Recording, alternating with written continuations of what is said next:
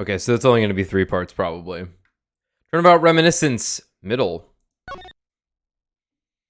God, every time they really should not have localized it as a from chapter start, because it makes it seem like you have to just restart and do the whole thing over. September 10th, 4:45 p.m. District Court, 3rd floor lobby. Okay. What's up? I am, hopefully not going to pass out this time. I think last time, I simply lacked the oxygen inside my brain to go on. I don't really remember anything from the last stream, apart from... there wasn't much going on. We got a handful of things, but we kind of just used it all. And I think the main thing we determined was that there was likely a third party, or that there is a third party involved with this case here. That these two guys did not actually kill each other, but someone else had killed them. Or at least that...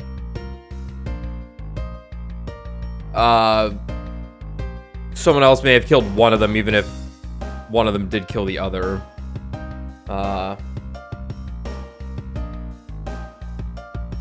Yeah. We know that... what's this guy's name? Yatagarasu, man. What's his fucking name?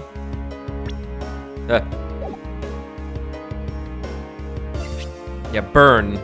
We know that he died instantly from a stab wound, which is, I guess, possible, but that's what they said. The other guy got shot and then died a few moments, and died not instantly. This guy died a couple of years ago during the KG8 incident. Little baby, I've forgotten everyone's names. I see K. There we go. The judge apparently can move. We discovered that. He has legs.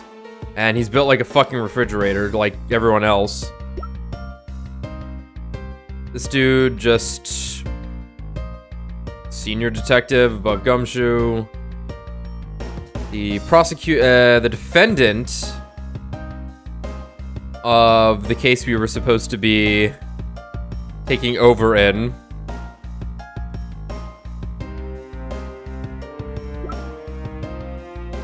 The unchanging, the unmoving Dick Gumshoe. The oldest 24-year-old ever. He was the main suspect in the KG8 incident. And he was found not guilty. Little baby Franziska, who has been our rival here, and then Von Karma. God, that's a lot of characters.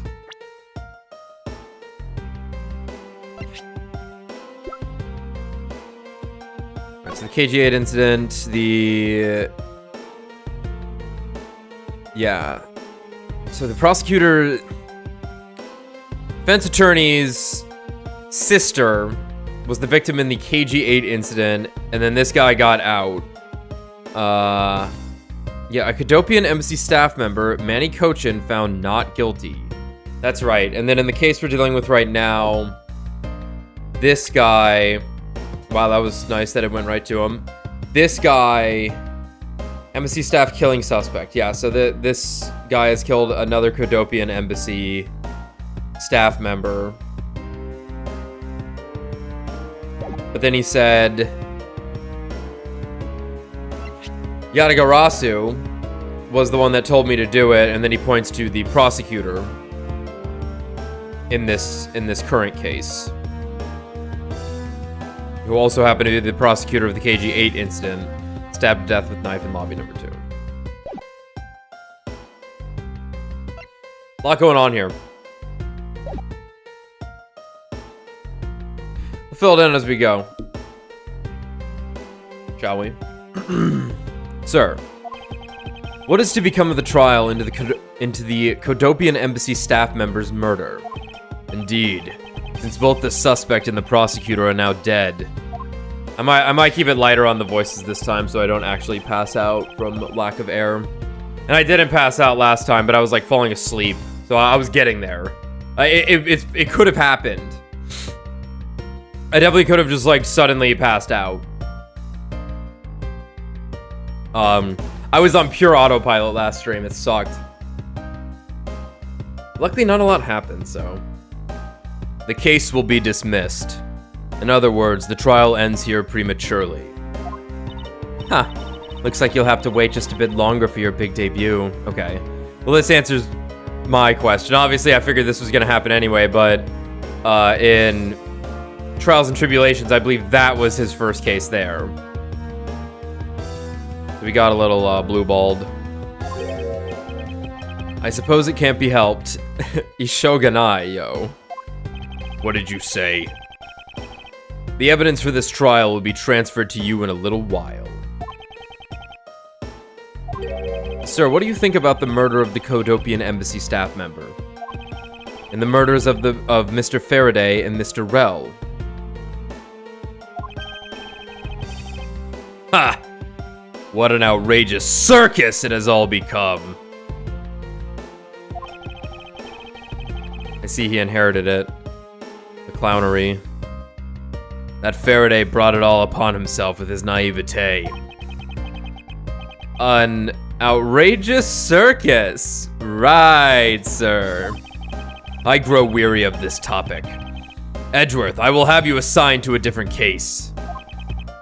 Okay. Papa, you'll come and watch my courtroom debut next, won't you? Huh. I'll consider it. Sir, if I may, please allow me to continue with my investigation. Whatever for. I know that there was already a suspect in the murder of Mr. Faraday and Mr. Rell, which I believe the current suspect is Gumshoe. Because of course it has to end up being Gumshoe. However, there was not enough evidence to prove that it was he who committed the crime. I'd like to continue investigating in order to find the perfect proof of his guilt. The perfect proof. Don't make me laugh. A worthless person like you has no right to claim such a thing as perfection. Damn. Papa? Who do you think is the real culprit behind these murders? Shit, I don't know. We're not in a fucking courtroom. You think I was paying attention? Miles and I, we're competing to see who can find the real killer first. Plus, being able to investigate a real crime scene is a really rare opportunity. It would give us some real-life experience, wouldn't you agree? If you want to investigate this case that much, then do as you wish. Then you're allowing us to continue. In court, your top priority is to win. And a solid investigation is one of the keys to winning. We have to make sure you become recognized as a first-rate prosecutor, don't we? It wouldn't be very interesting otherwise. I'm returning home now. Edgeworth, Franziska, see to it I'm not disturbed, save for the results of your competition. I'll be dealing with my enlargement. Yes, sir.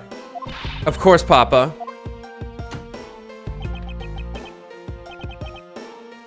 Franziska. Thank you. What are you thanking me for? Your logic earlier was built on that scruffy detective's lie. That means that the competition is still on. Yes, just as you wished. I couldn't let you get off so easily. Now then, let's see how well you fare on the investigation from here, Miles Edgeworth. I know I don't have enough information yet. So my first order of business will be to question anyone involved with this case. Oh, we got Franziska as our partner now. Nowhere is safe.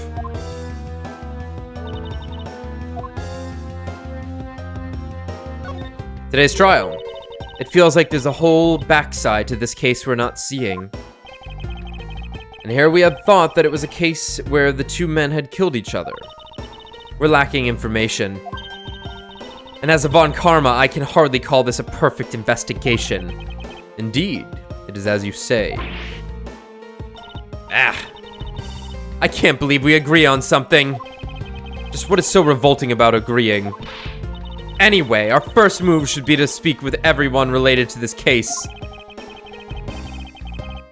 Indeed. Even if you had not said it, I was planning to do so anyway.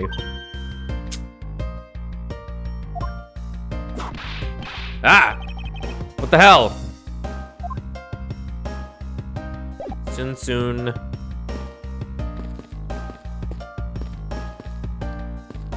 One of the devs was like, you know what we don't have enough of Franziska doing? Being Edgeworth Tsundere little sister. Break the glass. Make it happen. I can't stop the water, sir! Seems that the man who was here earlier broke it by drinking from it too much. What? How?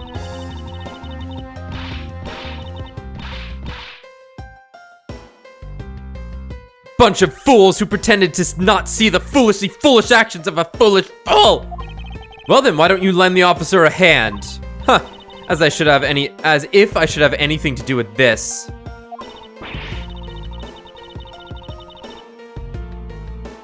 Besides, that water-drinking fool's mouth is the thing that officers should be covering. That water-drinking fool's mouth is the thing that the officer should be covering. Let's give that officer a description of the water guzzler later. She seems to have quite the grudge. It sounds to me like someone wanted a drink. Finally, Franziska clowning. Wow, this thing is so incredibly detailed. My inner modeling fanboy is impressed. Ah, Brad's here, I see.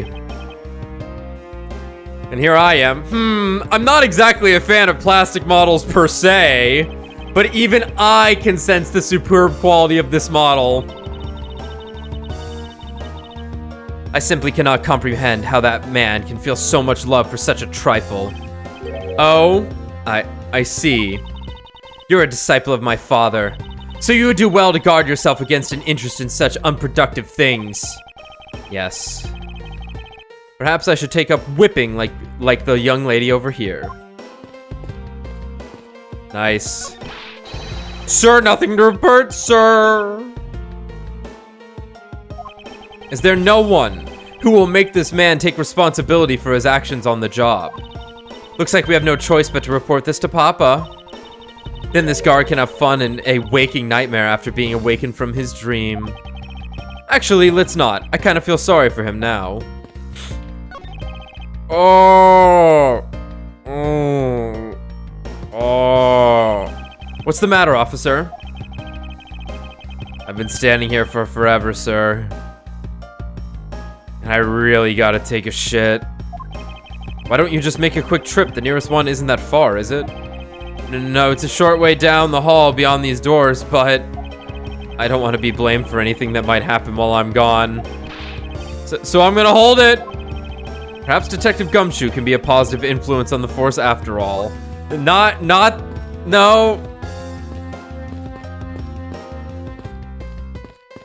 Gumshoe would have just shit his pants. We all know it. Oh, this is a nice little... Oh, hey! Let me up. Wow! The judge's chair. It must be wonderful to be able to sit the whole fucking time. Yes, as opposed to us prosecutors and defense attorneys who have to stand. I think it'd only be fair if the judge had to stand the whole time too. His Honor is an old man. He should be afforded some comforts. Fine. He can enjoy his chair, but he'll share in our pain through my lashes.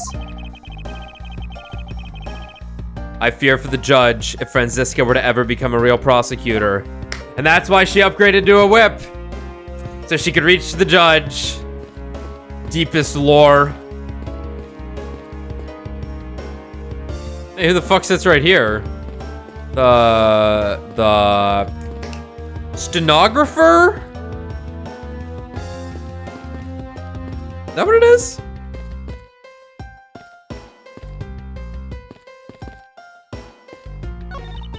It's the viewing gallery. This is where the riffraff sit when they come to watch. It's situated at the same height as the judge's bench. I wonder if that's to represent the intense scrutiny of each and every case from all sides. Miles Edgeworth, are you or are you not man enough to stand up to all those eyes? What sort of course I'm man enough!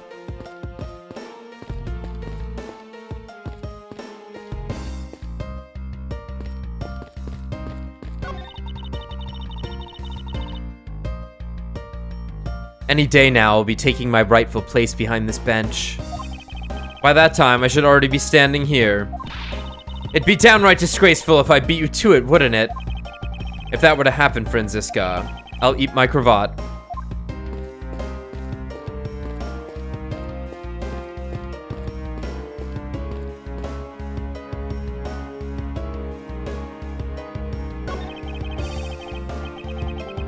It's the defense attorney's bench. I'd probably be standing on this side of the courtroom if that incident hadn't happened. What are you thinking about? Lately, the more wrinkly your face becomes, the less I'm able to read what you're thinking. Well, I'll have you know, I don't have a single wrinkle upon my youthful brow. You should have said, like I'll ever end up over here.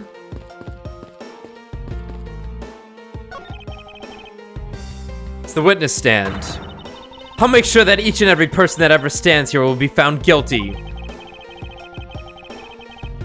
There are others besides the defendant that stand at this podium, you know. I don't care. Just make sure you never end up standing at one of these. Or you'll be sorry. I'll keep that in mind. But also, you're not in that game. That's pretty cool.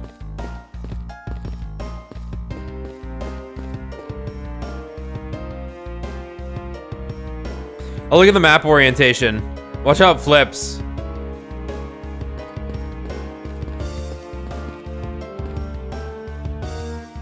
Weird.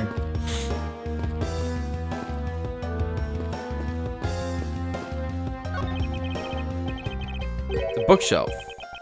What's this? Judges' Trial Exchange Log. It appears to be a journal where the various judges share their thoughts and ideas. The real daily lives of the judges are laid out here on these pages.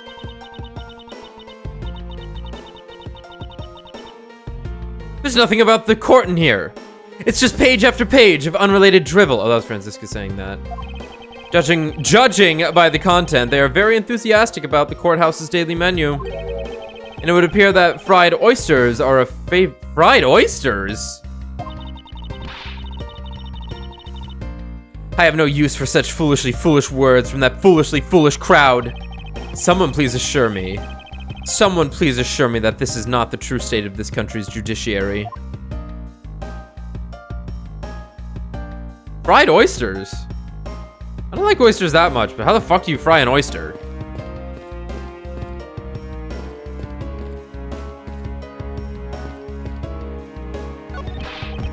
It wasn't me, I tell ya. I didn't do anything wrong. Yeah, I understand. So let's just calm down. Okay, buddy? I doubt I'll get anything useful from the detective while he's this agitated. Hey. Miss you? Oh, it's you, Edgeworth.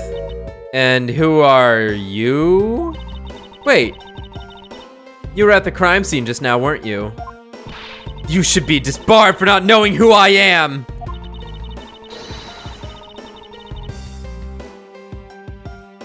Franziska about to be clowned on. I am Franziska von Karma, and I am about to become the successor to the family name. About to? I guess that means that for now you're still just another kid. In which case, it's only natural that I didn't know who you are. What? Why are you whipping me? Anyway, it looks like they're planning to hold the evidence a bit longer. If there's one thing I can't stand, it's waiting. I'm terribly sorry, but I have but a few more questions to ask of you.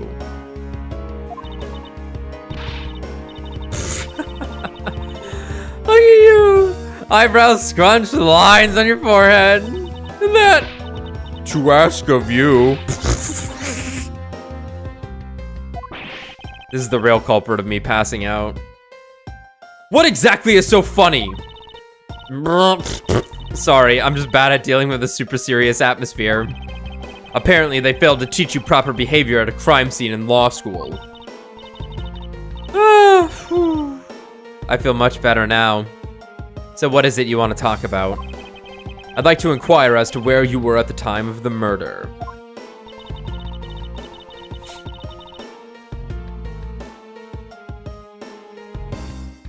We were in defendant lobby number 1 the whole time up until we heard the gunshot. And by we, I mean Mr. Bad. If you don't believe me, feel free to ask him yourself. You were with Detective Bad. Why? We had a little something to discuss, that's all.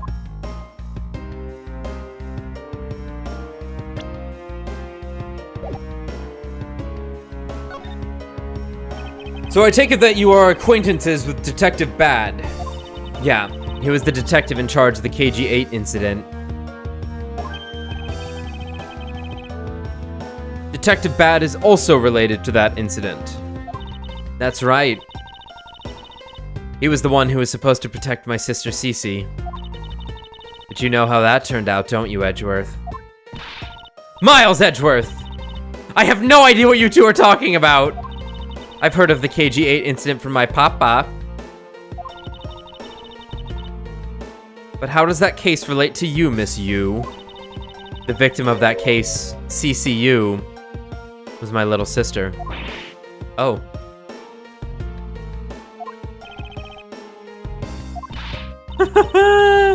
You're making that super serious face again.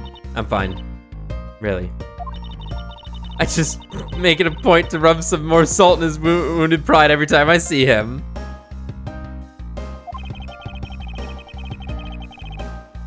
The way she talks about doing that as she laughs away is kind of creepy. Oh, speaking of Mr. Bad, he and Mr. Faraday... I'd say they met up just about every single time the Yatagarasu made a move. It was practically a given that the two would meet up at every one of the crime scenes. I see. He did mention that he is in charge of the Yatagarasu investigation earlier. Maybe I should ask her what she knows about the Yatagarasu in more detail. Time of the murder. You claim that at the time of the murder, you were with Detective Bad. But don't you lawyers usually discuss the trial with your clients during a recess? We do. And that's what I was planning to do. But Mr. Faraday was being rather threatening, and he dragged Mr. Rell away.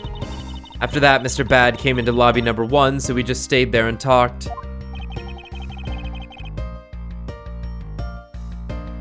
And what did you talk with Detective Bad about? Nothing interesting. I just insulted him some. Talked about how the trial was going, and then I insulted him some more. Bloody. When she's not laughing, her mouth seemingly spews nothing but insults. Anyway, Mr. Bad and I were in defendant lobby number 1 when the murders occurred. This is good, I'm stuffy tonight. And I kind of want to give her a nasally voice. So I really can't tell you anything about the hallway or lobby number 2. I see. I'd like to ask you a few questions about your client, Mr. Mac Rell. Now, your client first claimed to be the Yatagarasu, is that correct? Yeah. Once I heard that it was the Yatagarasu that had made off with the evidence from KG-8.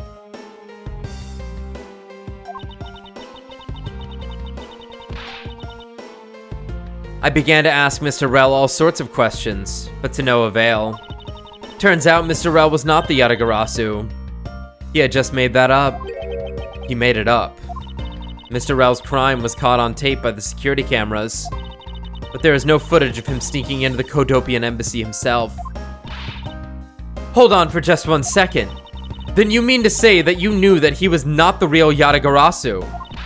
And that he was just another cold-blooded killer? And you were ready to defend him?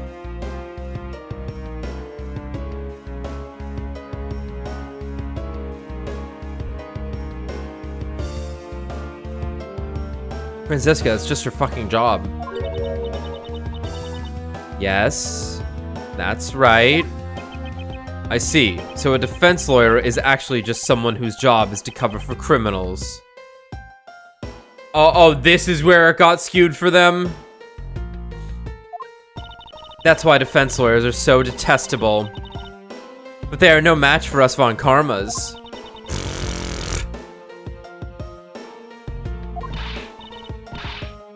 I don't believe it! You're serious! Why don't you save that face for something really worth being serious about? And Edgeworth, do you remember what I said earlier? Do you remember what I said earlier? I have my own agenda. I'm still on the hunt for leads regarding the KG-8 incident, alright?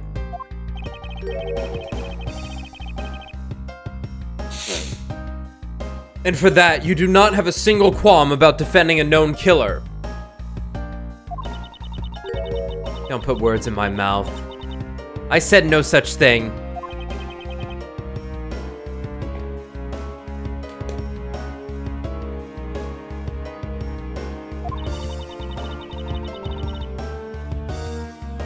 The only way I had to get close to Mr. Rel was to be his lawyer. I had no intention of covering for him, ever. So don't you dare suggest I was going to. I'm sorry. Forgive my rashness. Yatagarasu. Miss, you? I was wondering if you could tell me about the Yatagarasu. The Yatagarasu, huh? I don't really know much about that character myself, but I do get a lot of consultation requests from companies to defend them. Requests from companies? The Yatagarasu isn't some petty thief out for money, you know. Huh. Alright then. Perhaps the Yatagarasu is in the business of stealing people's lives.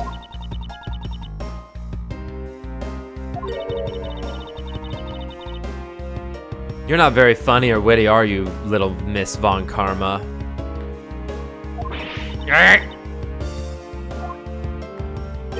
Franziska, be careful about who you whip. Choose carefully or we may be sued by— Oh! There. I chose carefully, just like you wanted.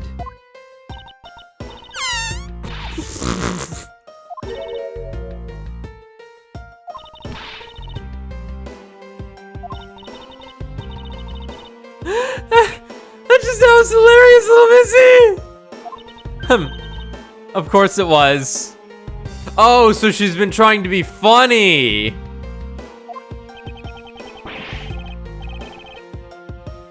What is wrong with these two women? Why does my pain give them delight? And so in the end, what is the Yatagarasu? I have to say, I had never even heard of this great, sorry. I have to say, I never even heard of this thief when I was in Germany. The Yatagarasu deals in information, namely in digging out dirt about backroom dealings and the like of companies. Backroom dealings and the like of companies. The Yatagarasu is a vigilante who steals such info and then makes it public for all to see. Vigilante or not, this person sounds like just another criminal to me. I suppose you could put it that way too. But either way, I get a lot more clients now thanks to that thief.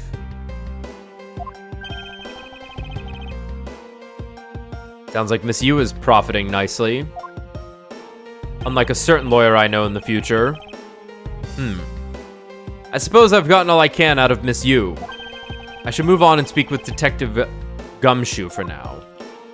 Let's go, Franziska.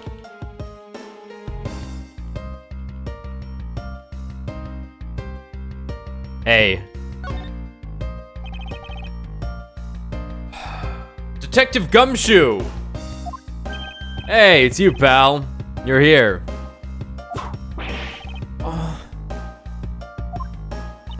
As am I. Aw, she just wanted a little attention. I don't think you need to whip him to let him know that. I didn't do it, pal. I swear on my honor as a detective, I really didn't. Your words are useless. I place my trust only in the evidence, detective. Once the investigation is fully over, and should we find out that you were the killer, there will be no mercy to be had for you. Have a heart, pal. Huh. But you're not worried, right? After all, you have nothing to worry about if you really are innocent, that is. Hey, that's right. Hey, pal. Go and do your perfect investigation and get the real killer for me, will ya? I would have done so even had you not requested me to, detective.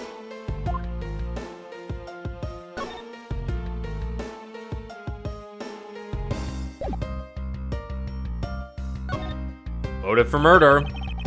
So you and Mr. Faraday had a small meeting last week, did you? And what exactly did you do to make him so angry? I just asked Detective Bad the same thing myself, pal. Turns out he was mad at me because of my very first day as a detective. I reported in at my usual post instead of the Criminal Affairs Department. By the time I got down to Criminal Affairs, I was really, really late. And that's when he gave me that huge speech.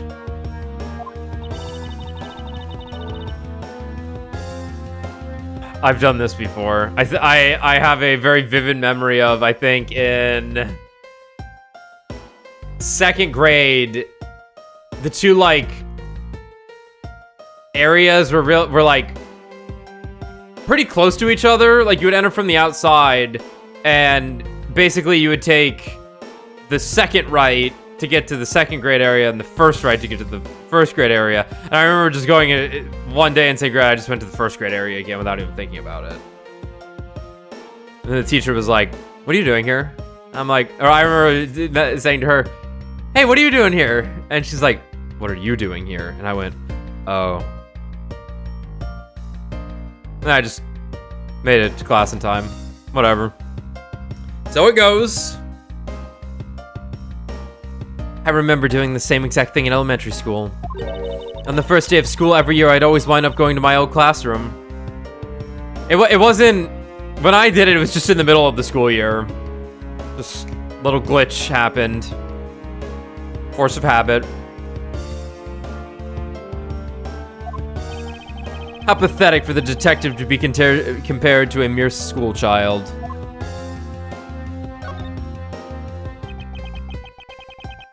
You claim to be standing guard in front of the door to lobby number 2 during the recess. However, when did you receive the order to do so and from whom? Earlier at around 3:20 and from Detective Bad Pal.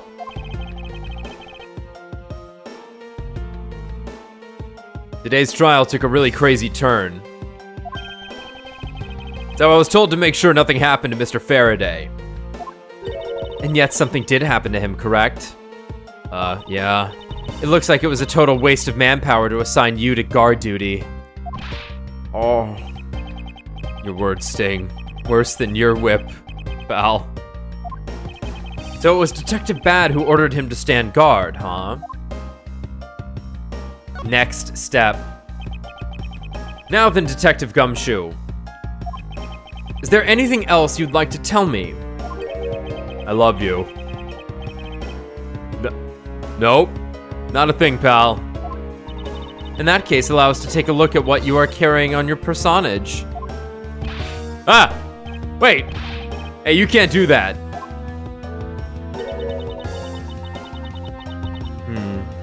There's nothing of any particular value here.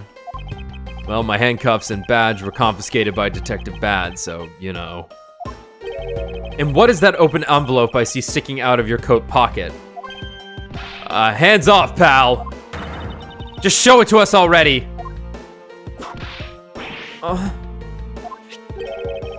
Bonus!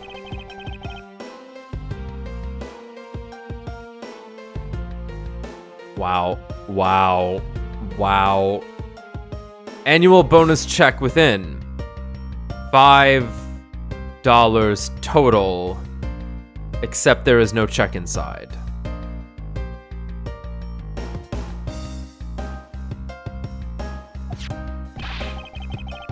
Wow. You've had your look. Now give it back, pal. It's my first bonus as a brand new detective. I just got it and cashed it today. I had literally no cash on me up until I did, you know. So that envelope is really special to me. Now give it back. You don't need rubbish like this. Don't worry. We'll throw it away for you later. How could you?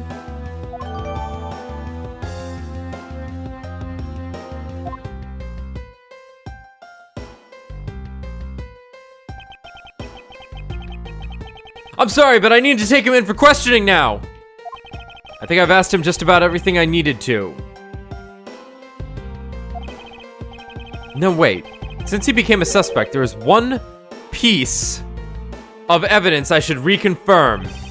Officer, I ask that you wait just 1 second. I still have one thing I'd like to reconfirm with Detective Gumshoe. Alright, but please make it brief, sir.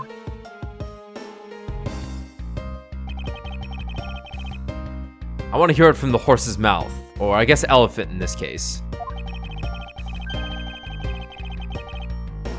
I must confirm whether or not his testimony about when the crime occurred is the truth.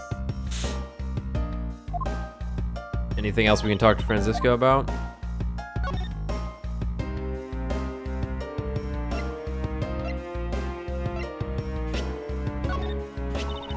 Scruffy's annual bonus envelope. What a useless piece of evidence.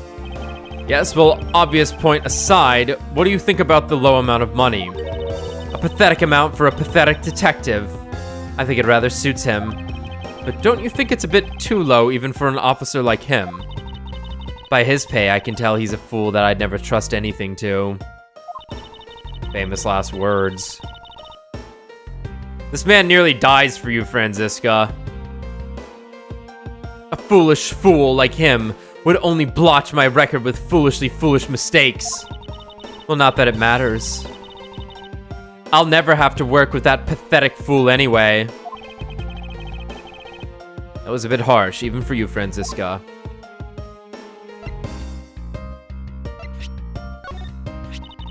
The KG-8 incident, huh? The defendant was acquitted in that case, but I don't think we've seen the last of it. The fact that he was acquitted on lack of evidence is just revolting. It's inexcusable. Well, if it was my papa, he would have been found guilty in 3 minutes flat. Heh, indeed. We would do well to watch and study more from our mentor, so that we may secure a conviction for all those we try. That will be our rule. What's all this we business? Don't lump me in with you, Miles. You didn't say his full name. I don't think it would have fit in the text box. Any suspect I come across will confess everything to me before we even reach the trial. I'll show you exactly who is the superior prosecutor.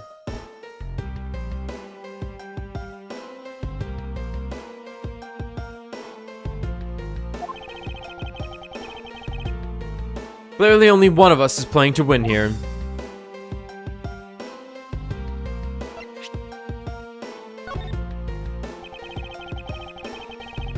Good God, look how big his hand is. I was wondering what you think of this piece of evidence. Asking people for help is breaking the rules, Miles. As I said earlier, this is a competition, a battle of wits. If you want to ask someone for an opinion, you should start with yourself. In other words, you have no real opinions about this piece of evidence, do you? Here, check out this gun. It's one of the weapons in this case. I pity Mr. Faraday.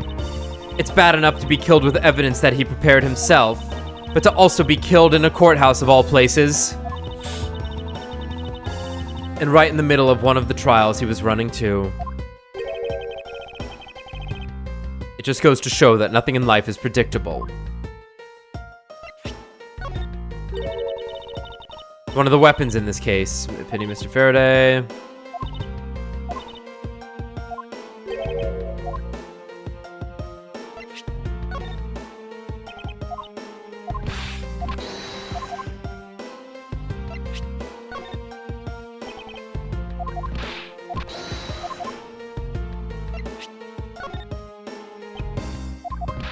Okay. So now, what are we asking Gumshoe about?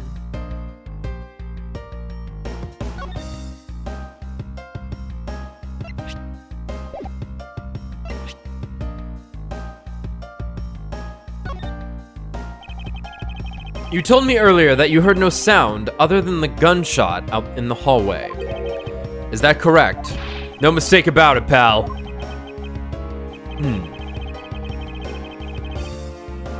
Then you are also claiming that no one passed through the hallway either. Is that also correct? Yep. Not even a single ant passed through that hall while I was on duty.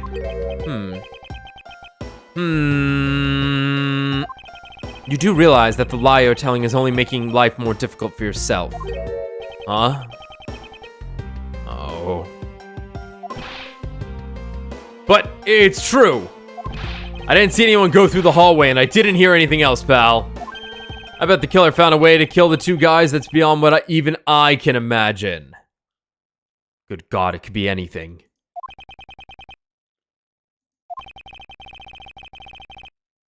So he intends to continue telling this ridiculous lie. But why would he do so, given the situation he's in? I believe a thorough investigation of the hallway in front of the defendant's lobby is in order.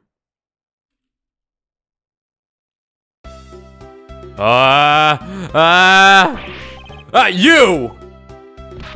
Oh!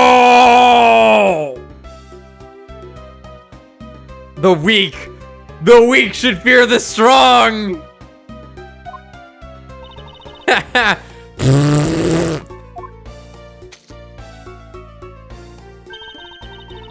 Why'd it make like a splatting sound? What the fuck was that?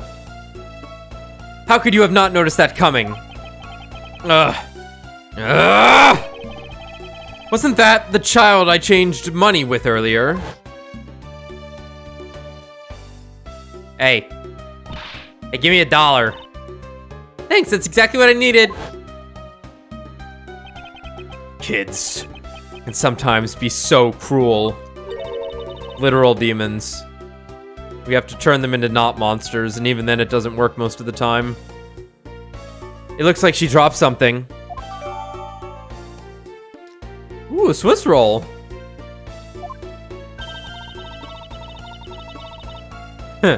Maybe we should arrest the girl. She might turn out to be a valuable lead.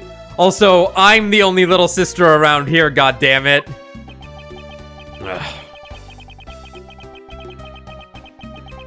I believe some sort of punishment may need to be dealt the next time we meet.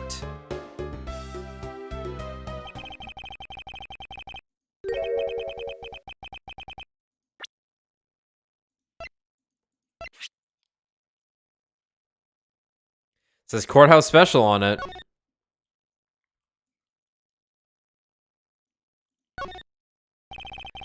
Courthouse special Swiss rolls. Is this being sold somewhere on the premises?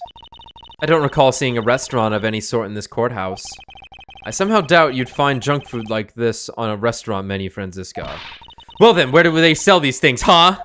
A convenience store, I suppose? Well, I'm sure there's no convenience store in this courthouse, Miles Edgeworth. Ugh. Where in the world did this come from?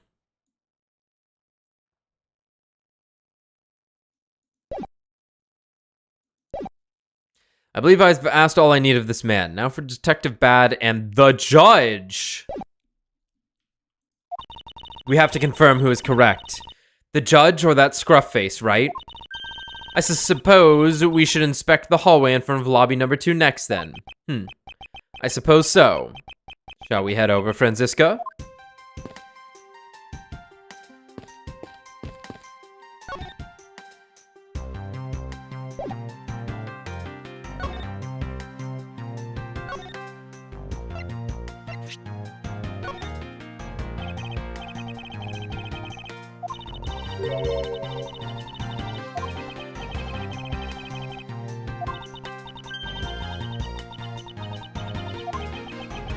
God forbid I check anything. Oh my god, let me skip through it.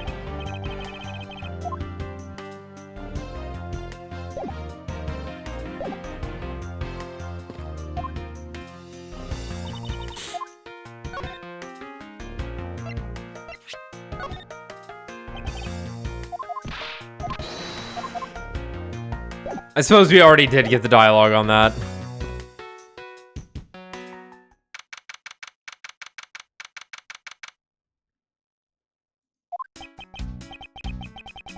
So, did you see anything else? No, I don't think so. I see. Thanks for your cooperation.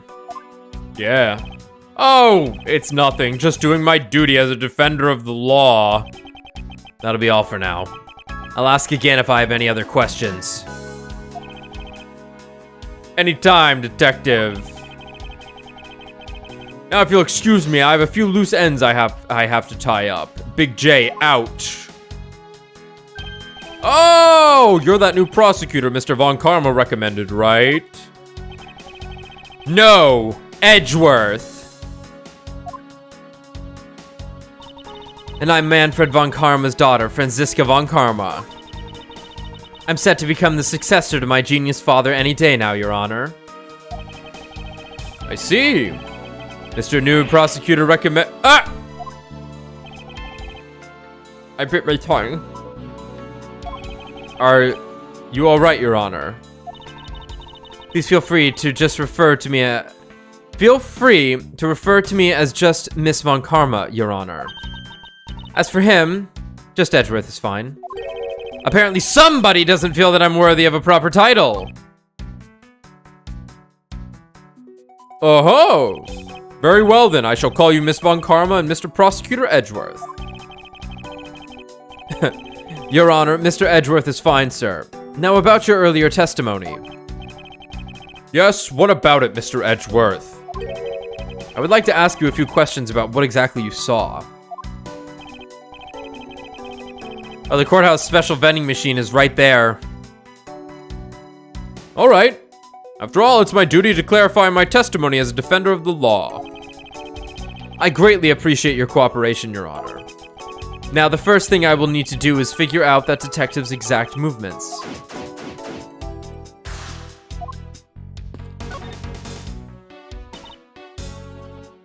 Whoa. Credit card accepted. It would appear that this vending machine sells snacks and various other foods. Just lovely. What will they think of next? Don't be a jerk in court like these beef jerks. One packet for $9. Defendant's fresh milk. 1/2 pint for $7. Stay neutral as the Swiss do until the end with these for $6. They're awfully overpriced. The lineup is simply awful, period.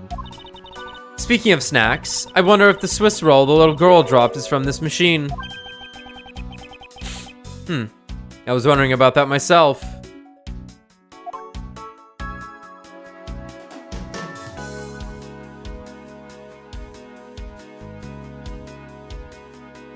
Dude, what?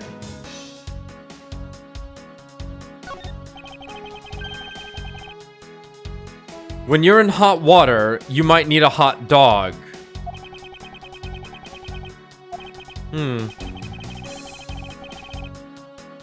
It looks like this slogan was decided through a public contest.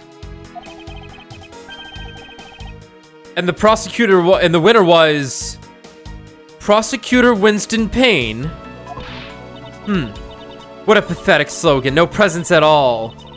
Now, if it was up to me, it would read, if you leave matters in Avant Karma's hands, everyone in court will be found guilty, dogs.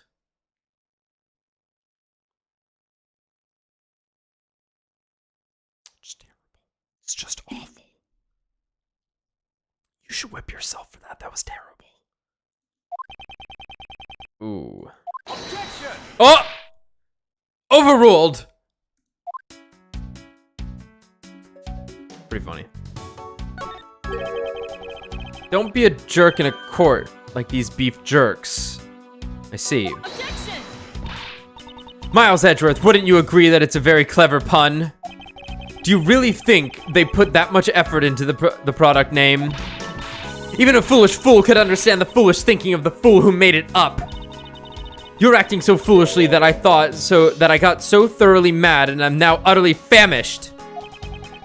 If you wanted a pack of these, all you had to do was act like a normal person. Fuck you.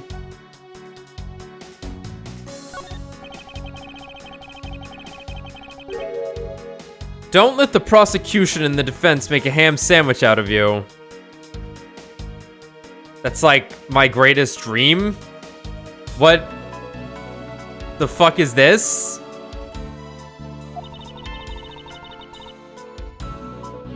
It sounds like it's directed at that ham of a judge. Well, it certainly isn't directed at me. I can outmaneuver him any day.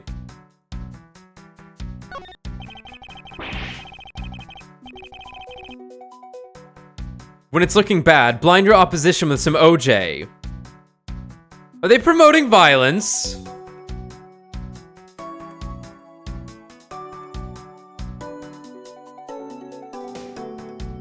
Am I supposed to interpret this as an OJ Simpson joke?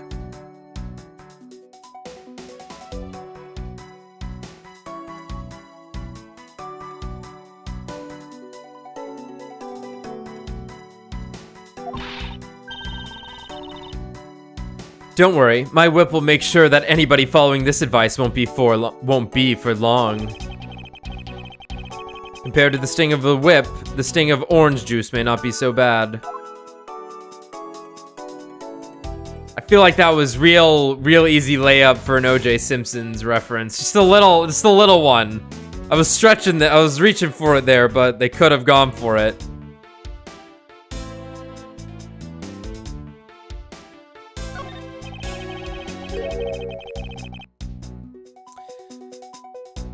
Defendant's fresh milk. What exactly is that supposed to mean? Well, you see, there's this one defendant currently. Well, I guess defendant's not defense attorney. I was gonna say Mia's huge titties, but not exactly gonna work. I bet it means that the milk is freshly milked by various defendants on trial right now. No, I think it might mean that this was milked right here from the various defendants. Miles Edgeworth, you can't possibly be serious. Of course not.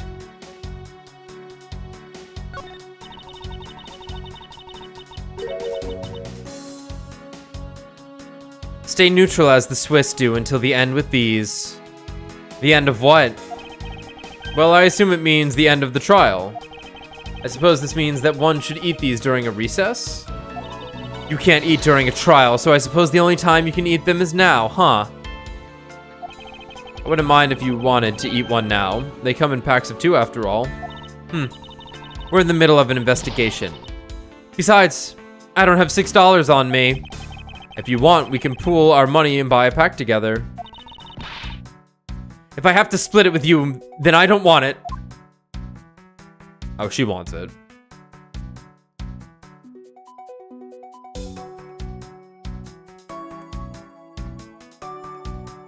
Oh, I see. This is just here as a joke. Okay, there's actually nothing to examine here but that. Oh no, not this. There are no signs that this fire extinguisher was used in the crime.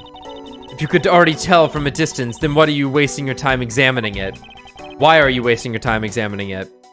Franziska, let's not try to rush absolute genius. He's making a most ridiculous looking face. That may be, but at least he doesn't look like someone who would tell a lie on purpose. I suppose. But to Avant Karma, evidence is the only thing that carries any weight. Of course. At any rate, this poster seems to be of no use to us right now. Have you found any suspicious fingerprints, officer? Nah, just the fingerprints of those involved with this case, sir. I guess we know all of the players in this case then, huh? It would appear that way. But I have a nagging feeling. But I have the nagging feeling that we're missing something. And I suspect that what we're missing is hiding right here in this crime scene somewhere. He's not looking for anything, he just dropped his change. Did you find something, officer? I think there's a $5 bill back there. Come on, just a little more, come on. Is there no one working this crime scene who isn't a total waste of living tissue? Unfortunately, there doesn't seem to be a single person we can deem useful here.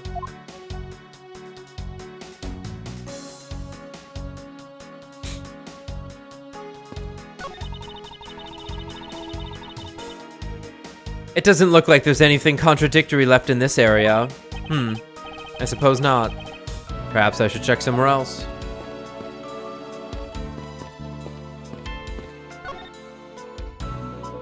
Wow!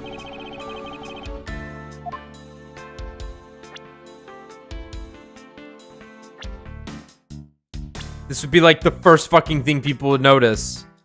Cactus. Ugh! What's the matter? I pricked myself on one of the cactus's needles. I didn't think the needles on this would be so sharp.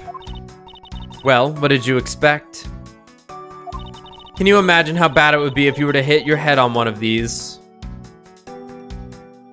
If you were hit on the head by one of these. In Rise from the Ashes, was the guy killed by a cactus? I know we always joked about the cactus being, what Jake was fucking himself with, but was the murder weapon actually that cactus in Jake's room? Anyway, this cactus seems to be unrelated to our case. Do you really think so? Because I believe that this cactus sitting on this windowsill is completely related. Oh? Well, then I look forward to your explanation on how exactly it is related.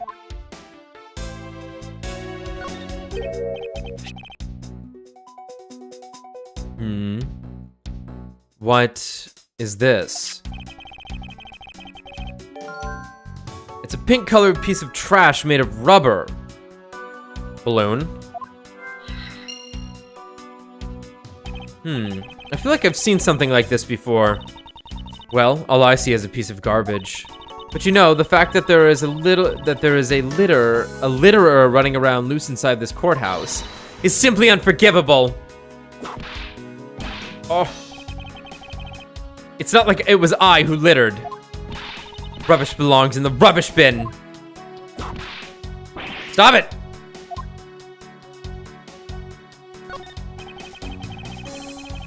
Okay, it is a line of ants.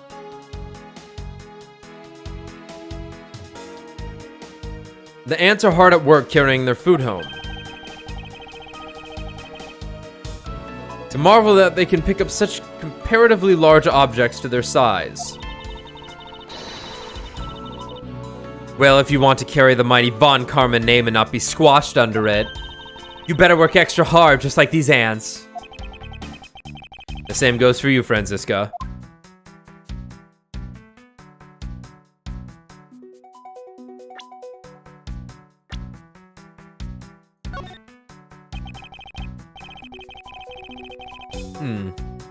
I can look outside. However, I doubt the killer could have escaped through here. Of course not. This is the 3rd floor after all. It appears that the bars were installed on this to prevent people from falling out. Bars? What bars? Can you not see them from your vantage point? Pick her up, it'll be funny. Pick her up. I must remember not to bring up that taboo subject again.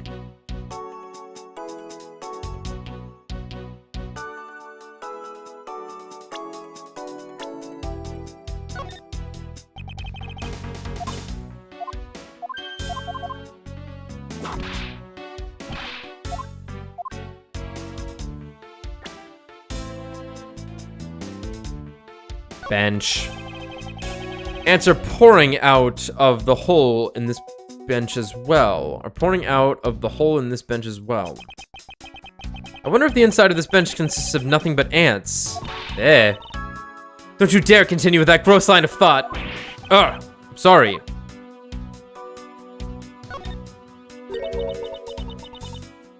What are these black speckles? I believe it's a pile of ants eating away. Ooh. A detective. He claims that not a single ant slipped by him, and yet there is a whole hill of them. What are you hitting me for? As a replacement for that pathetic detective. Ugh.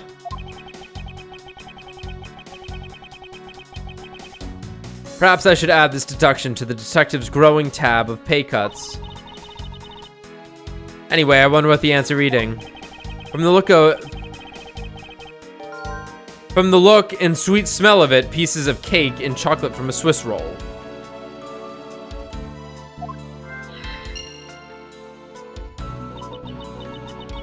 Miles Edgeworth. The courthouse is to be kept pristine at all times. Stop it. Oh. It wasn't me that dropped food on the ground. The courthouse must be kept clean.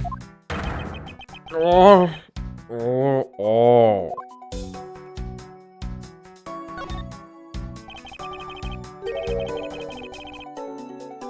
The dirt on this bench.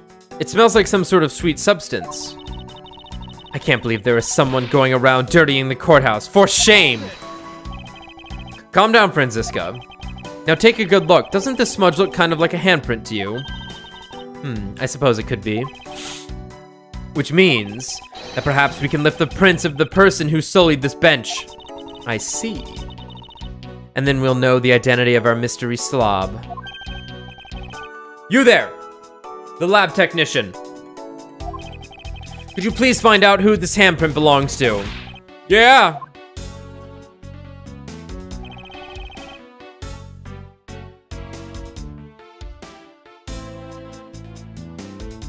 Take a quick breather.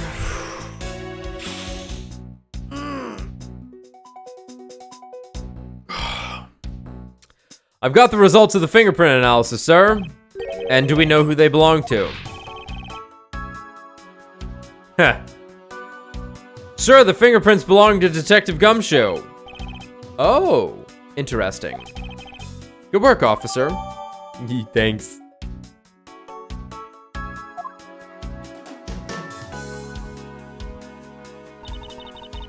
And there you have it. Yes, I suppose so. Now we know the identity of the person who dirtied the bench. I sense that you and I will be using this information in very different ways.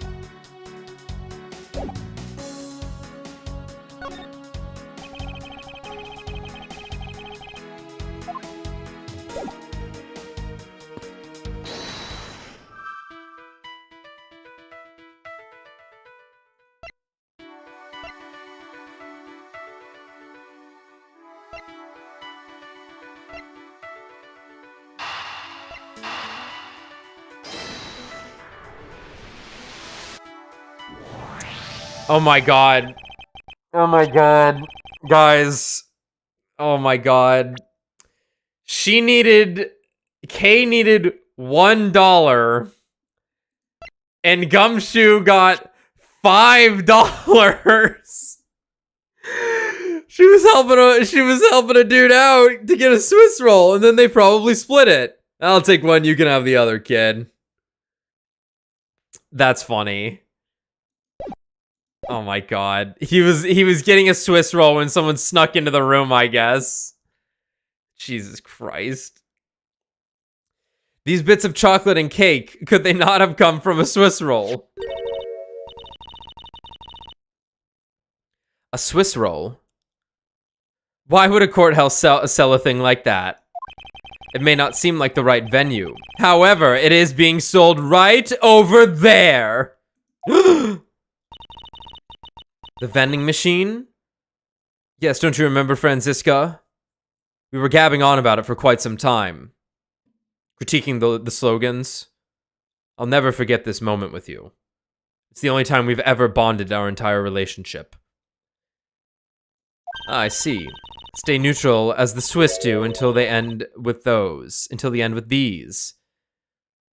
2 for $6. Talk about expensive. Leaving the fact that it's on the expensive side aside, the fact that the cake crumbs and chocolate bits were found in this hallway suggests that they came from a Swiss roll that was purchased from this machine.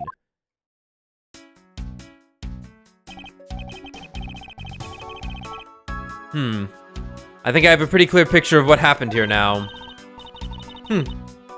Naturally. After all, I'm here, aren't I? Detective Gumshoe must have sat on this bench as he ate a Swiss roll. Oh my god, he's telekinetic. And as he ate it, he dropped it on the floor and sullied the bench. Wow.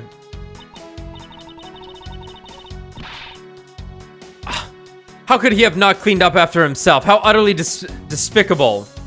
Or he went to go clean up, so he wasn't there for a brief moment. Okay. Don't you dare whip me again. If I wasn't who I made the mess, it wasn't I who made the mess in the first place. Anyway, if it was indeed Detective Gumshoe who bought the Swiss roll, that creates a rather interesting contradiction of facts. Contradiction? Where?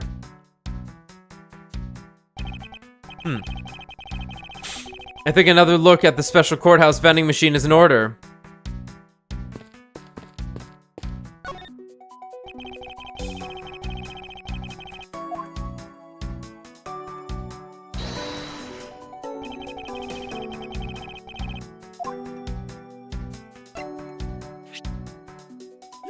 How did this broke bitch afford a Swiss roll? About Detective Gumshoe's finances, he said that until this morning, he didn't have even a single penny on his personage. Just how poor is that guy? He's rich in heart, okay? If his bonus really was only $5, then he should not have been able to purchase a pack of Swiss rolls. However, facts being as they are, we found cake crumbs on the floor. Meaning Scruffy must have bought a pack somehow. Indeed. That detective should not have been able to purchase a pack, and yet he did. The question is, how?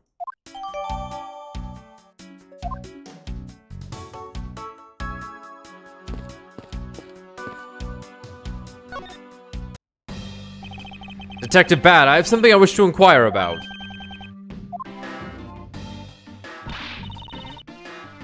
Hey, how about doing some actual work, you? I wish to inquire into Detective Gumshoe's movements during the recess. You're getting in the way of the investigation. I am the investigation. Read the fucking name of the game, asshole. I have an order from Mr. Von Karma himself. Plus, I still hold investigative authority.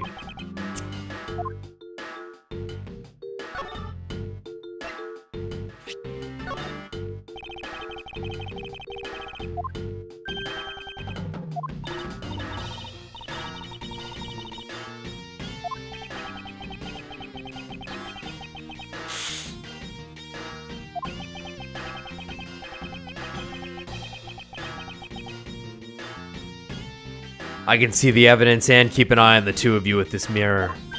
What? Then why don't you answer? Because I've got nothing to say. That's all.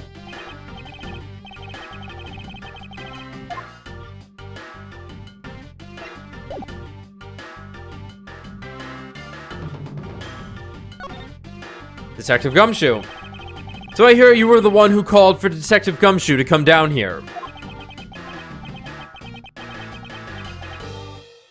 Faraday. That guy was just accused, you know? I just knew something was gonna happen. My detective's instinct told me. A lot of good it did you. You couldn't even protect one lone prosecutor with it. Ah. Hold it. When does Franziska upgrade to a gun? Franziska, I think you need to apologize. I'm sorry. I'm terribly sorry, Detective Bad. Please continue. I used the phone on the first floor and called the precinct. I told them to send somebody over.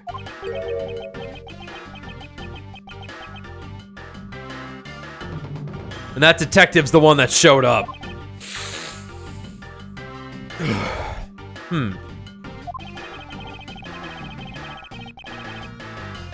And only upon his arrival did you set Detective Gumshoe to stand guard, Detective Bad. Yeah. I waited for him on the first floor. After he got here, we came up to those defendant lobbies together.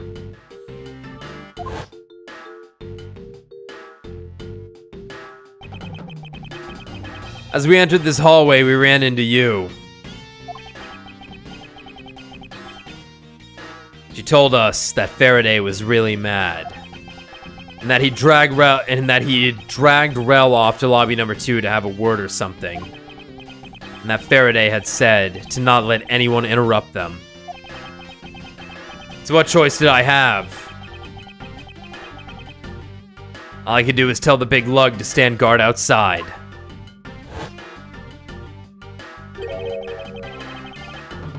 And around what time did all of that take place? Let's see. I think it was about 30 minutes before I heard the gunshot.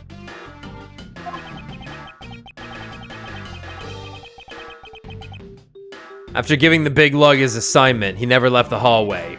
Not once. Oh, and how can you make such a claim? One of the guards out in this floor's main lobby swore to me he didn't.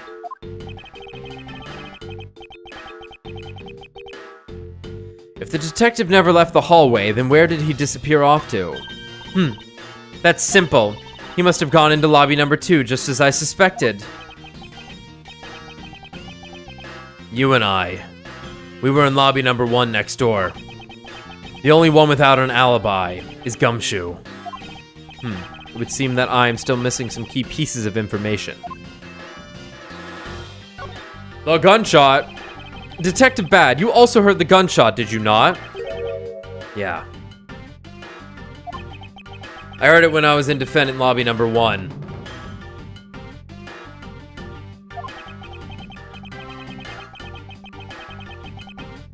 That's why I came running towards lobby number 2 together with you.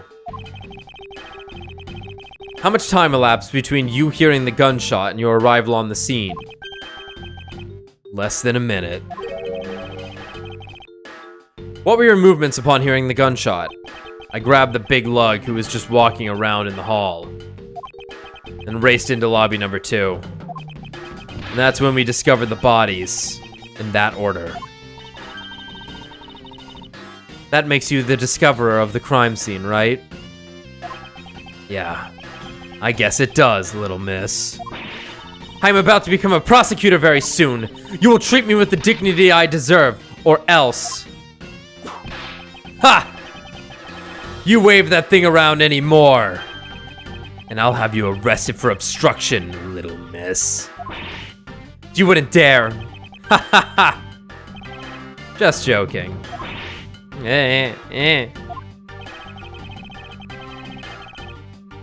He dodged. Detective Bad is really something if he can make Franziska behave. Are we about done?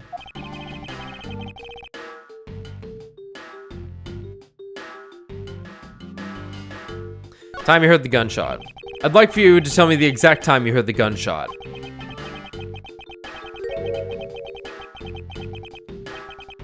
It was around the end of the recess, and the trial was about to start again, I think.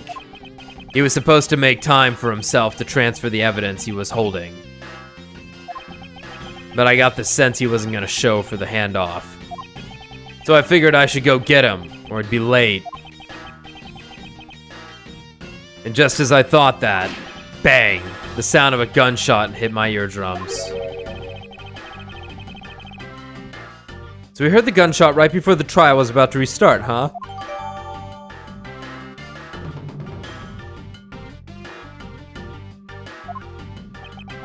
Are we done here? I don't have any time to waste. Oh, come on. All you're doing is standing in front of this door doing nothing. Huh.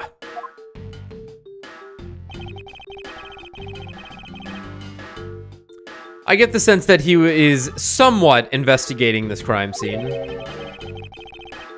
Or rather, that he is keeping us under surveillance. But to what end? Detective Bad, may I ask that you cooperate with us for just a bit longer? I don't have anything else to say to the two of you.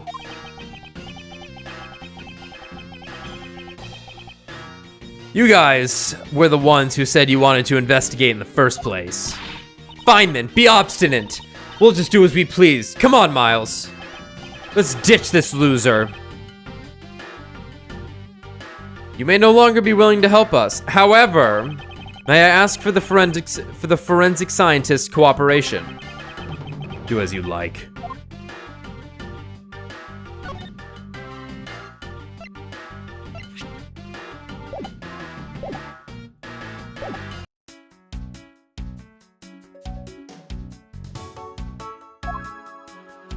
Any more funny things we can talk about?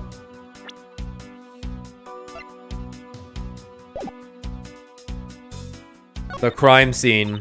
We've gathered so much information, but they feel like just random fragments to me. I wonder what really happened here. Random fragments. No matter how unrelated they may seem at first, they might actually fit together somehow. I grow tired of your inner monologue. Say something! I'm going to end up in pieces thanks to that whip before I can piece the logic together.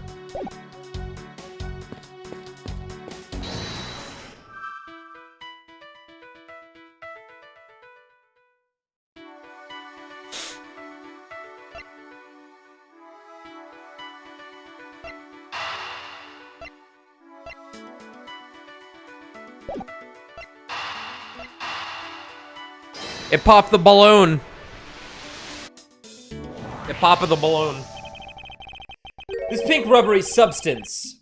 I saw this in a different form earlier today. I believe this is a piece of a popped balloon. I suppose that's possible. The balloon probably got a little too close to our friend, the windowsill cactus. That would be the logical conclusion, yes.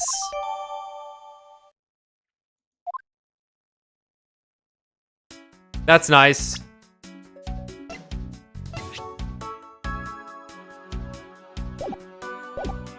All right, Yudge. Let's do this. Wow. Your Honor, I'd like to ask you a few questions if you don't mind. Where were you at the time of the murder? Do you suspect me of something? No, nothing of the sort, Your Honor. Very well. You may continue with your testimony. Your Honor, it's your testimony I'm after. Oh! I had no idea you were chasing after me or my testimony. I'm beginning to sense that I might want to avoid being in a trial run by this judge. Ha ha ha ha ha ha! Yo, check this out. Today's trial may have ended abruptly, but we will meet again. Oh ho ho ho! I'm looking forward to that day, Mr. Edgeworth. When I become a prosecutor, you might even see me in your courtroom a few times. I hope you'll treat me with even greater respect than now. I only ask that you please do not bring a whip into my courtroom. Too bad! I'm afraid that issue is not up for negotiation. As long as the whip can't reach his seat, I'm sure his honor will be safe. I think. You ever seen this balloon? Your Honor, I'd like for you to please take a look at this piece of evidence. All right, the court will accept this into evidence. No, wait, that's not what I showed. That's not what I showed it to you for. Mr. Edgeworth, if I may suggest you bone up on court procedure a bit more. When evidence is shown before me, it goes into evidence. That is the law of the court. Your Honor, I'm sorry to say this. However, that rule does not apply to the outside world.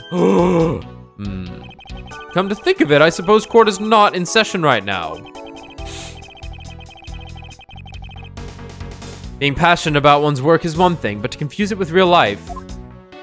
Schizo judge, schizo judge, schizo judge. Let's see here. Now then, how should I put this? When you get to be my age, you need to pay more frequent visits to the restroom. Sad judge. You go to take a look through the window at the end of this hall, you'll see a small window. That is the window to the men's restroom.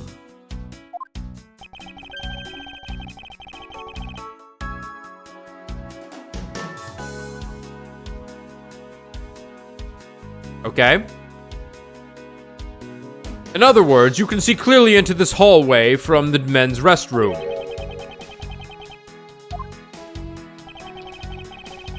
When I was going into the restroom, that Detective Gumshoe, is it? Well, he was standing in front of the vending machines buying something from it. However, and this I couldn't believe, when I was about to exit the restroom, there was not a soul in the hallway anymore. Your Honor, if you could please calm down and explain it to me rationally. Oh, I'm really sorry. Please, let me regain my composure. It was really suspicious! That's what my finely honed judge intuition said. Although, well, until the murders occurred, I just sort of brushed it off. Apparently this judge doesn't understand the concept of staying calm. The restroom window, huh?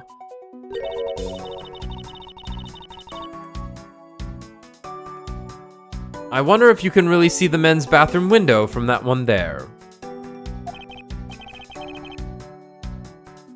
You can. I'm looking at it right now. I demand that you show me the view at once. Pick her up, pick her up, pick her up. I suspect that her height is what's limiting her ability to see. Gently lift the Franziska. That's probably all I'm going to find out from His Honor. I feel like I wasn't doing the judge voice properly. I didn't voice the judge too much in the other games. I don't quite remember what I did for him. Mr. Edgeworth, may I return to my other duties now? Yes, I'm sorry to have held you up. Thank you for your cooperation, Your Honor. Good, good, good. Time to go take another shit.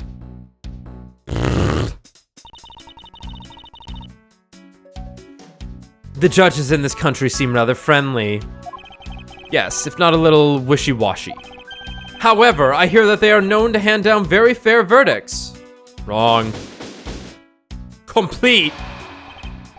I believe I now have a very firm grasp on what happened here.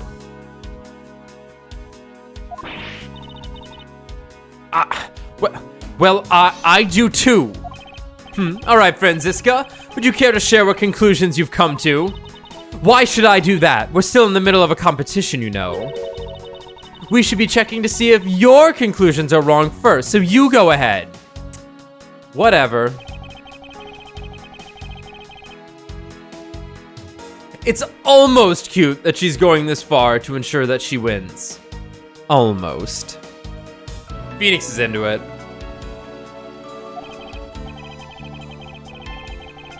Very well, but first we need to pay His Honor a visit to correct his testimony. It was like instant. The judge walked away and we teleported into the courtroom before he could get there. Oh, nice. Nice. Your Honor, if I may, I'd like to test your witness testimony to see how it stands up. Do you doubt me? Am I your new suspect? In a sense, I suppose you could say that. Even you, a judge, is nothing but a common witness before Avant Karma. Silence in the courtroom. Silence, I said. Shut the fuck up, everyone. Mr. New Prosecutor and Miss Genius Prosecutor successor for... Oh! You bit your tongue again, didn't you? Fuck. As a defender of the law, I could never give false testimony. You can even place me under oath if you want. Very well. Your testimony, if you please. Uh-oh. Should we stand in the right spots? Might be fun. What I saw at recess. During the recess, I, had to take a huge fat shit.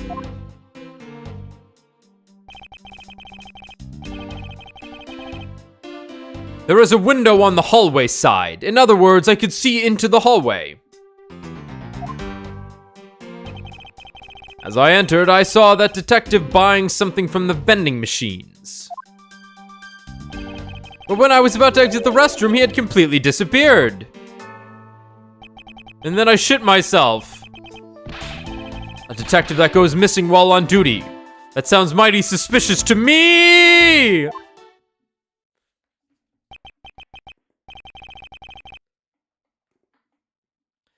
Your Honor, can you please try to remain calm? Like, what the fuck is wrong with you? Oh! I'm used to simply listening to testimonies that I got caught up in the excitement. Fair. I'm sorry, Your Honor, but I'm afraid I'm going to have to spoil your fun now.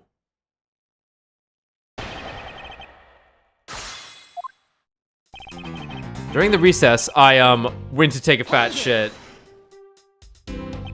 Your Honor, why exactly did you pay a visit to the restroom, if I may ask? Oh! Well, isn't it obvious? What else do you go to the restroom for? Or maybe. I knew it! You suspect me of some sort of tomfoolery, don't you?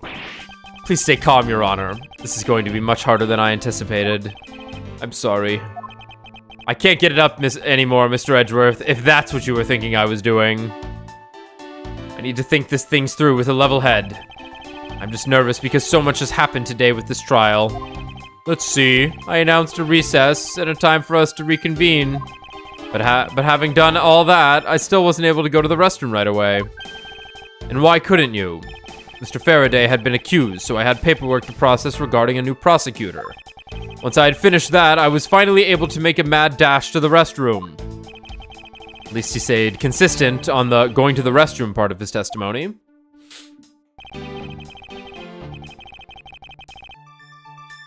There's a window on the hallway side. In other words, I could see into the hallway. Hold it. Your Honor, did you really go to the men's restroom? Yes! But what is the meaning of that statement? I shrimply meant that perhaps you went to the restroom on a different floor.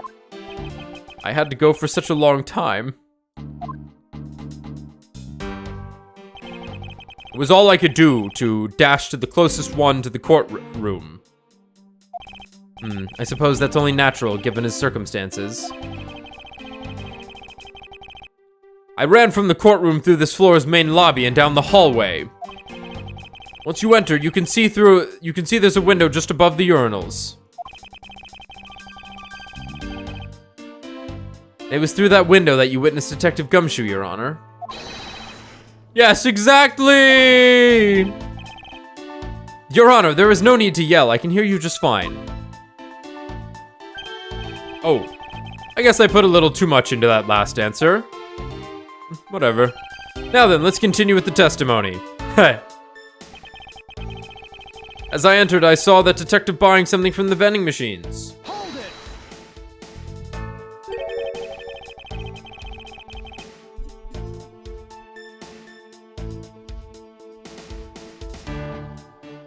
Sorry, adjusting my mic a little bit.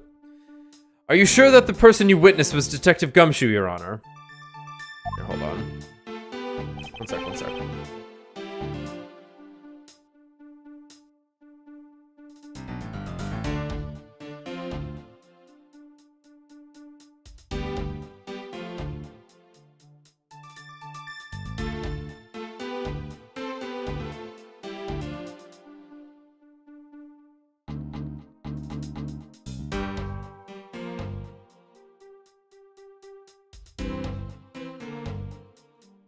Sorry, this isn't the most malleable pop filter. Yes, I'm absolutely sure I saw him. You can't fucking miss the guy. He's gigantic. I could take him, though.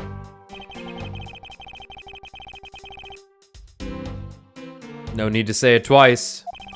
Besides, I can't think of anyone else with that kind of hairstyle and big beige coat. Well, I was simply wondering if you were mistaken in what you saw. What? Preposterous! My eyes are sharp as can be, ready to see through lies to the truth. Although, recently things do seem to be a bit fuzzier than they used to be. Clearly, his eyes are not the only things that have gone fuzzy.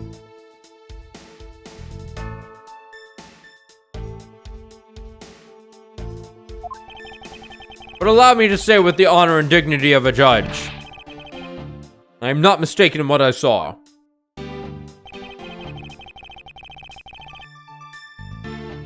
But when I was about to exit the restroom, he had completely disappeared. Hold it. He disappeared. But Your Honor, didn't you just say I saw that detective buying something from the vending machines? Why, yes, I did.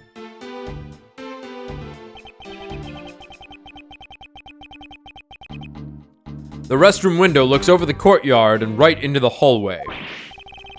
But just as I was about to exit, I took another look and there was no one in sight.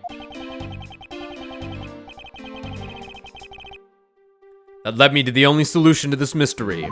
There's so many blind spots right at the window, like... The detective must have gone into the crime scene, lobby number 2 at that point! So he looked into the hallway from the restroom and over the courtyard, did he? A detective that goes missing while on duty. That sounds mighty suspicious to me! Hold it. Your Honor, I ask that you please remain calm. No, I'm perfectly calm. Certainly calm. You're being anything but perfectly calm. Did he say perfectly? It appears that his honor could not have been mistaken in what he saw. I suppose so, given his line of sight. However, Franziska, why do you suppose our lines of sight are so different? If you're referring to my height.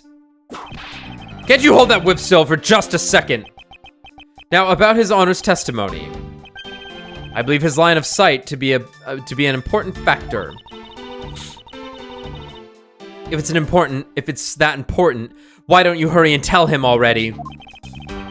I will, but there is one more thing I need to do if I am to correct his honor's testimony. I'm going to need to retrace Detective Gumshoe's movements.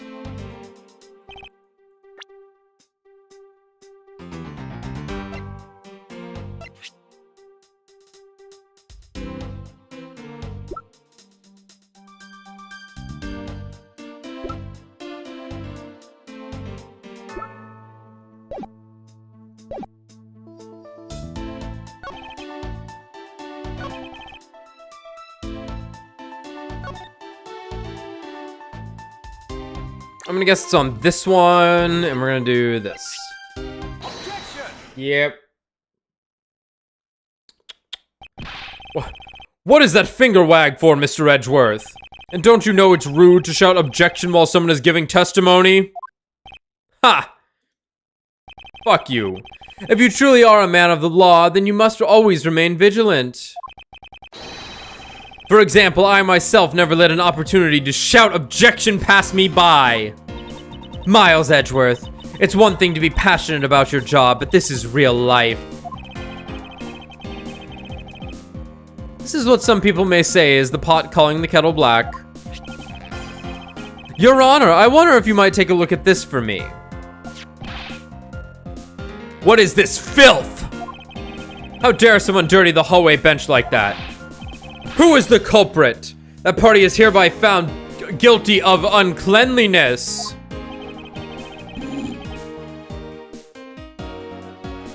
If you must know, the uncouth bench sullier has already been placed under arrest thanks to your earlier testimony, Your Honor. Oh, well, that's good. But who was it? We were able to discover something from the smudge on the bench. Namely, Detective Gumshoe's fingerprints. Not happy with just committing murder, he had to go and dirty the courthouse too. Guilty! Your Honor, please calm down. While it's true that the detective is the one who made the mess on the bench, we have not yet established that the action is related to the double murder.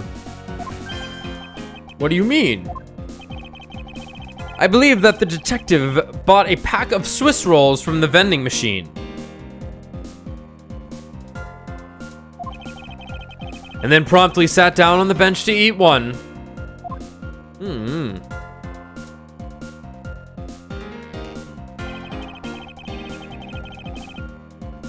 The cake crumbs and pieces of chocolate on the floor under the bench. And Detective Gumshoe's fingerprints prove my conclusion to be true. Oh. But I still don't understand. Is this whole thing related to how I couldn't see him as I was leaving the restroom? It is indeed. The window in the hallway was built rather high up into the wall. At around a grown adult's chest height. As evidence, I submit that Franziska herself was unable to see out of that window. Oh god.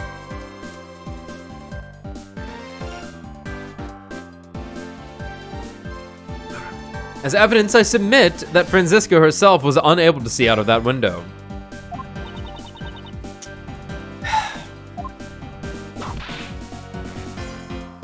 He should have just not flinched. Oh. I knew I shouldn't have used her height as evidence. But basically what this means is that the area directly under the hallway window is a blind spot when the hallway is being viewed from the men's restroom. Then... It seems that you have made the connection. If someone were to sit on the bench under the window... Yes. Yes. Even someone as large as Detective Gumshoe would effectively disappear from sight. What? That's impossible! You finally see, Your Honor. Your testimony has just proven that Detective Gumshoe was in the hallway the entire time. Sorry. I didn't mean to say it with that much enthusiasm. All I wanted to do was try saying it once. Yeah, let me try that again. Hold it! Is there something of value you'd like to say? Yes, actually there is. I remembered something else just now. Mr. Edgeworth, please allow me to testify to the court one more time. Even if we overruled him, he'd just keep on talking, wouldn't he? That might be a bad thing. The more info, the better in a perfect investigation, right? Judge Phase 2. I suppose it's possible you can't see a seated person from the restroom window. However, that doesn't mean that the detective was sitting there when I looked. This is true. Anyway, I forgot to testify earlier about probably the most important detail. As I was leaving the restroom, I heard the loud bang of a gunshot. Oh, okay.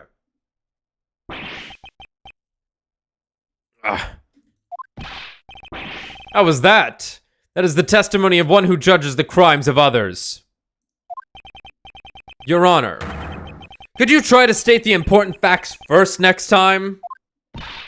I agree. Before you go around judging others, you should learn to judge your own words. I'm sorry. But honestly, I thought that sound was just a noise popper until just now.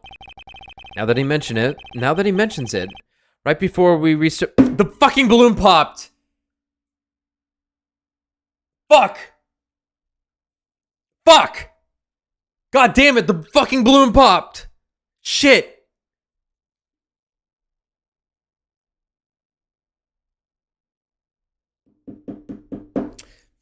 Fuck, okay.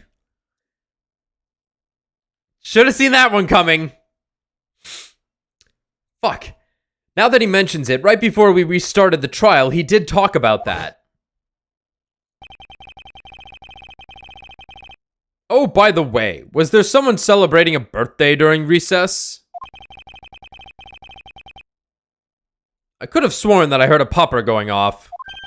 Come to think of it, the other day with my grandson.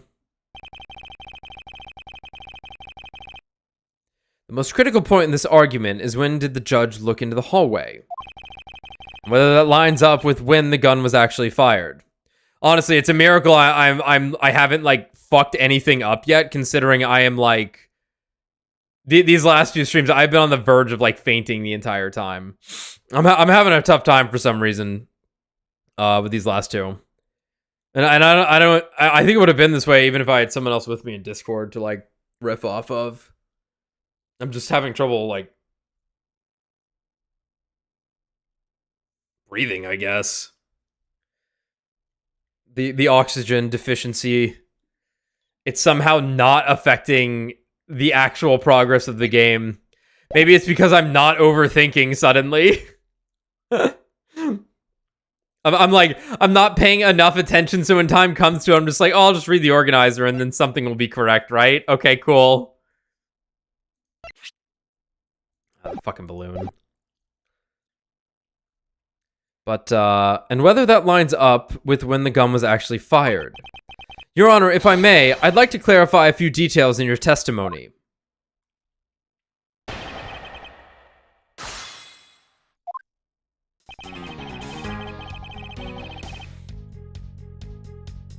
I suppose it's possible you can't see a seated person from the restroom window.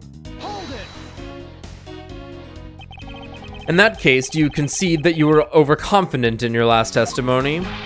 Now hold on there. I just said that it's possible you can't see a seated person from the restroom this time. But you know something? I don't think you know when the prints you referenced were left on that bench, do you? That's true. While you have proven that it's possible the detective was sitting, I still have a problem with just when those fingerprints were left.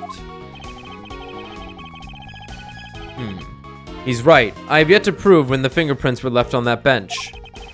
While he feigns ignorance, His Honor has seen a lot of life. This judge. I mustn't underestimate him.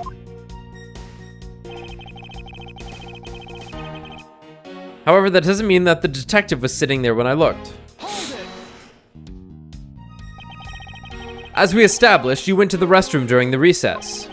However, at what point in the recess did you look into that hallway? After I called for a recess, I handled the change of prosecutor paperwork.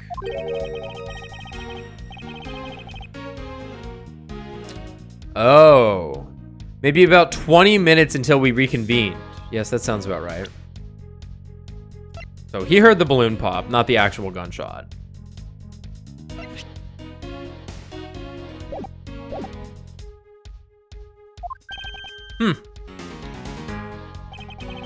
Just as I expected. What were you expecting? And I demand to know what that all-knowing smile is for. Your Honor, that statement you just made now is very important. I'd like for you to append it to your testimony. All right. If you insist.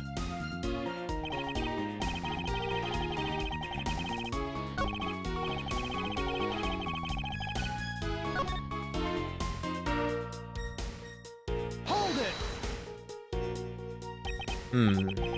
20 minutes before we reconvened. Very well. What did you do after that? Let's see, I had to make some preparations, so I rushed straight back to the courtroom. I also had to track down a few pieces of paperwork for the various bailiffs, and all the peepees they had to whack. So you rushed back to the courtroom despite having just heard a gunshot? Well, at the time, I thought it was just the sound of a noise popper. I really couldn't think of any other explanation than someone having a birthday party.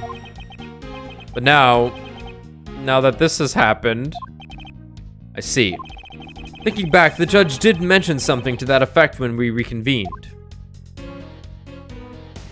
Forgot to testify earlier about probably the most important detail. If it's something that's forgettable, I don't need to hear it. Ah! But all I did was forget to mention it. That sort of excuse may work on other people, but not on Von Karma. Oh!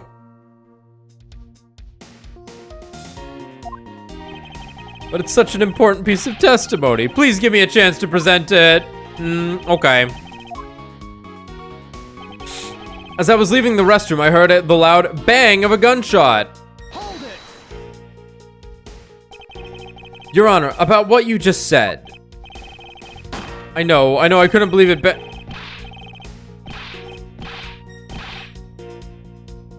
like this. Yes, just like this with a quick, ah! Are you married to Wendy? You related to Wendy? Your Honor, please remain calm when you're trying to explain yourself to me. Yes, sir. Sorry about that. Now then, I must gather myself, yes. When I heard the gunshot, there was no one in the hall. I should know. I looked. There was no one there! This judge's emotion circuits appeared to be stuck on overreact. I believe that we finally found the flaw in his Honor's testimony. Yet sadly, he's completely oblivious to it, but I guess I can't really expect him to be aware of that. Well, what are you waiting for? Hurry up and fill him in. At least that thing finally came in handy. Indeed. Now let's see what happens when I present it to his Honor. So this is interesting. I have two places I can present stuff.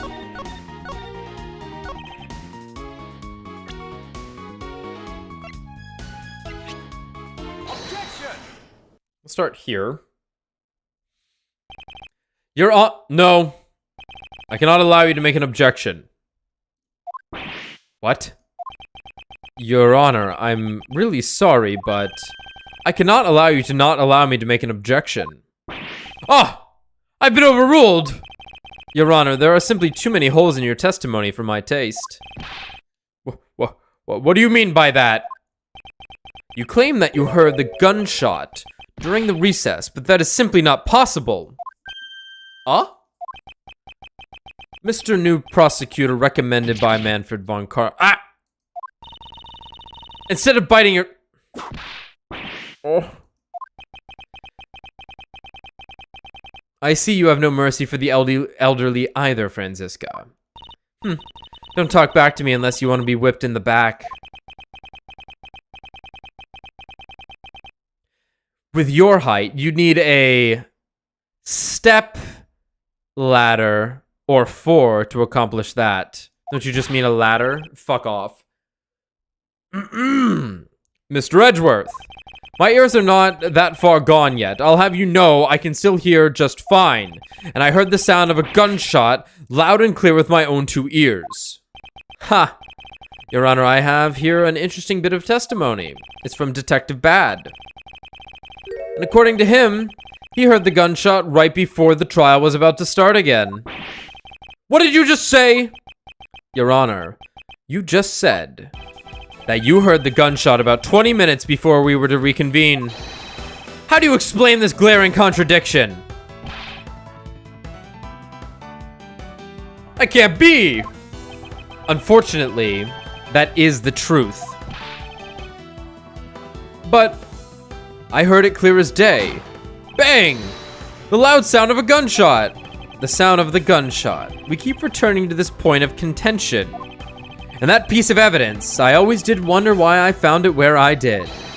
However, now I understand that the gunshot the judge heard really was. Unfortunately, Your Honor, this is what really produced the gunshot you heard. It was the gun. Take that. I found this object in the hallway earlier. What is that pink substance?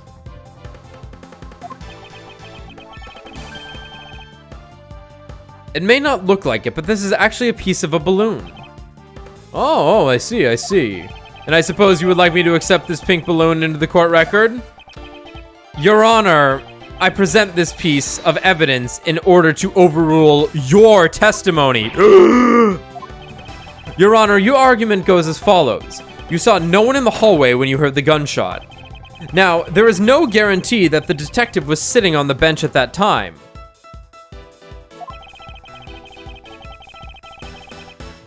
Therefore, you believe he must have been at the crime scene, defendant lobby number 2.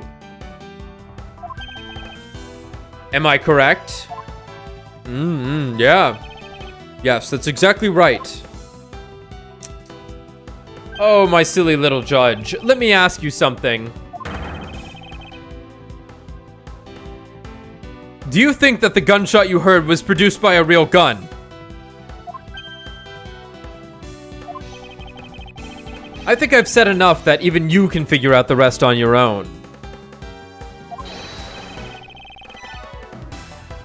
Your Honor, you were fooled by the popping of this balloon into thinking it was a gunshot.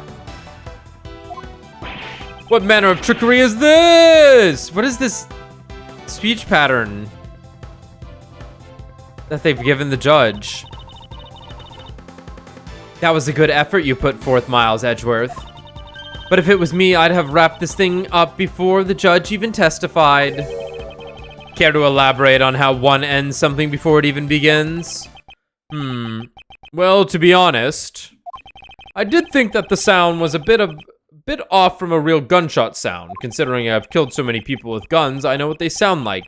But who could have guessed that someone would pop a balloon in a place like this? That's true. One doesn't usually think balloons in conjunction with courthouse. Clown house. I want to trade these coins with you. That's it! That balloon that little girl was holding. It explains everything. Your Honor, if it makes you feel any better, you didn't lie once in your testimony. However, I can't really vouch for its accuracy. Who knew that giving testimony would be such a difficult thing to do?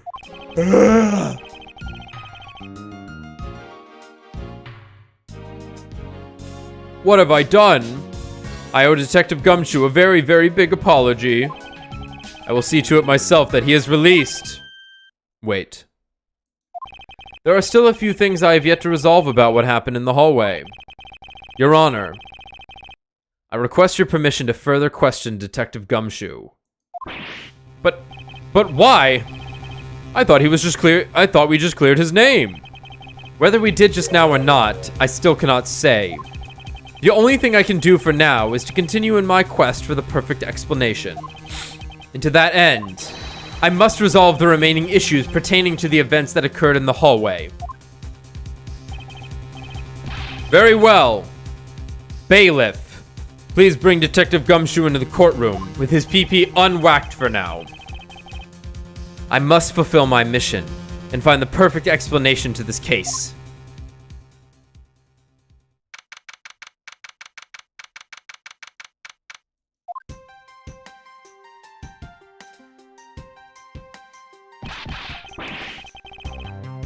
It's time for my trial already. I'm gonna take a quick break, okay, guys?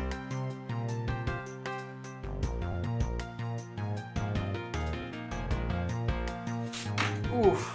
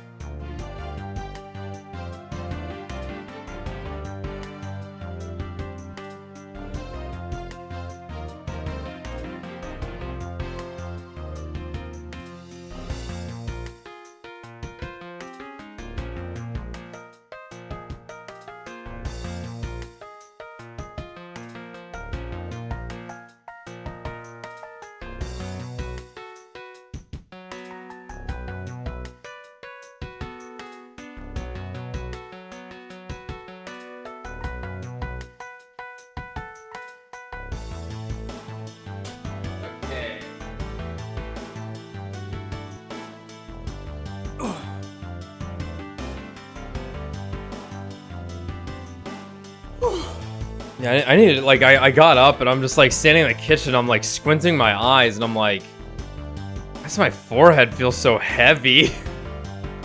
But I think it's just a matter of, like, I have, like, these last couple of days, I've had, like, some pretty bad eye strain, I guess. Not so much, like... I'm sure the breathing's a part of it, too, because I am reading really fucking fast, not breathing enough. So, for the rest of this, I might just read out normally. Without doing any voices to see if it actually makes a difference for right now. But I went and soaked my face in a hot-ass washcloth to maybe open up my sinuses a bit, because that was definitely causing some problems. I haven't been able to breathe through my nose like this entire night. But I can now, which definitely helps. No one's like secretly in Discord with me, right? My friends hate me. Nah, they're unavailable. Though I am curious. I am curious if when I'm doing this solo, if because I don't have anyone in co-hosting with me, that I'm like just more disinterested, even though I have like a chat I'm looking at and reading and somewhat interacting with. Obviously, I'm trying to keep the show going by reading. But I am remembering that, back in Phoenix Wright 2, so Justice for All, Tommy was absent for most of that stream series. And I remember running into pretty much the same thing during the circus case, where I was just doing it all on my own. I found it to be quite exhausting. And since I've been rewatching the streams for highlights, there's a lot of stop and go in those. So it might literally just be the fact that I have nobody to talk to stuff about in a natural manner at like every junction. So I'm just kind of just reading non-stop, which is knocking me out instead of keeping me really healthy, I guess. Properly paced. But okay.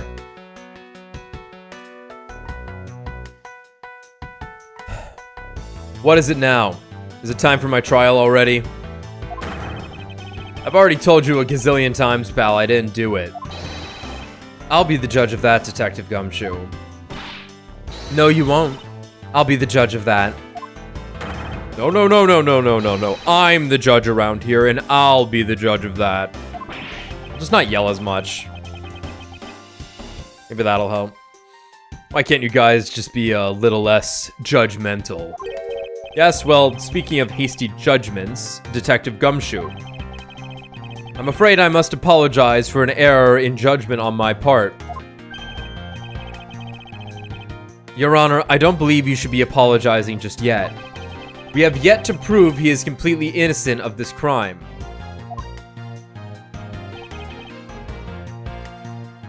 I guess so. What are you guys talking about? In any case, I would like you to testify as to your actions while you were on guard duty. And please remember, you are not on trial. This is all just a part of the investigation. As such, you may still be found to be innocent. However, if you should give false testimony...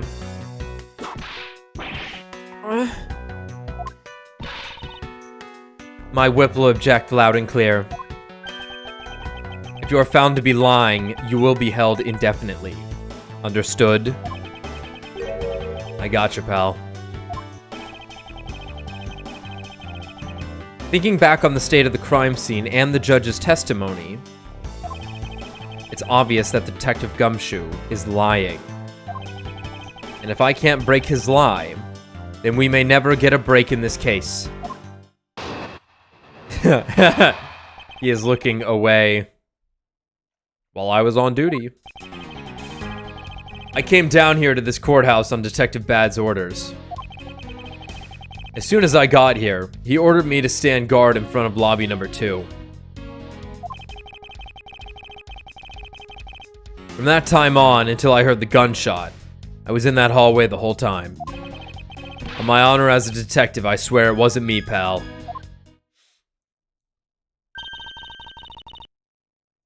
He's still singing the same tired tune.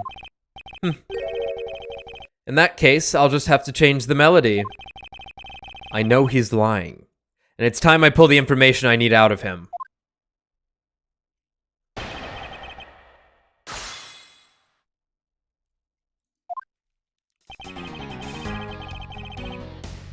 Came here on Detective Bad's orders. We knew that. So was it really Detective Bad who called you down here? You bet it was, pal. I was left in charge of the precinct while everyone was out, and this call comes in. I want you down here in 1 minute flat, he said. Well, I thought this was my big chance, my first case, so I made a mad dash down here. Although I couldn't exactly get here in a minute flat. Nonsense, of course you could. Just look at you. But I guess if that is the case, how long did it take you? About 10 minutes, I guess. And what was Detective Bad doing when you finally made it? He was waiting for me down on the first floor in the entranceway, pal.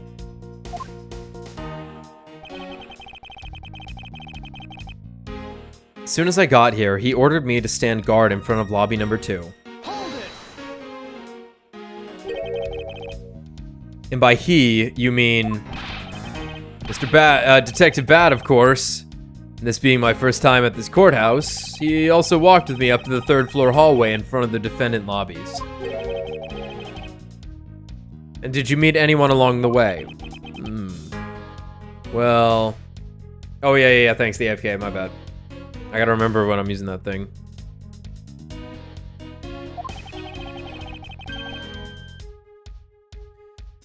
Just as we entered the hallway, we ran into Miss Yu.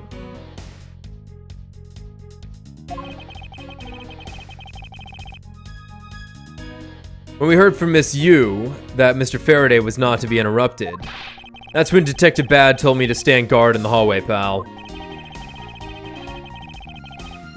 So far, Detective Gumshoe's testimony is matching up with Detective Bad's. From that time on until I heard the gunshot, I was in that hallway the whole time. Hold it. You claim to have been in that hallway the whole time. However, is it not a fact that you did something while you were in that hallway? Of course I did something. I guarded the door to lobby number 2, pal. What else? Very well then. And what exactly does that guarding that door entail? Well, to put it simply... Oh, I know. It was my job to stand in front of the door without moving an inch. Oh. Detective Gumshoe, you mean to tell me that you didn't take a single step away from the door to lobby number 2? Is that really what you wish to testify to the effect of? You got it, pal. I didn't take a single step away from that door, just like I was ordered not to. I'm going to kill him. Where am I? Idiot. What? Why is everyone so quiet all of a sudden? Because we are all in shock. And in awe of your utter stupidity. Scruffy, if you're going to lie, at least tell us a more believable one. But I'm not lying. I should hurry up and bring this insipid testimony to a close.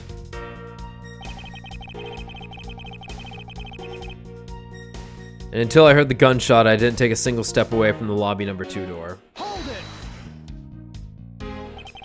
I'm only going to ask you one more time, Detective Gumshoe. Are you sure you stood in front of the door to the lobby number 2 the entire time? Yep. After I was told to by Detective Bad, I stood guard in front of that door without a single break. So believe me when I say that I was in that hallway the whole time already, pal.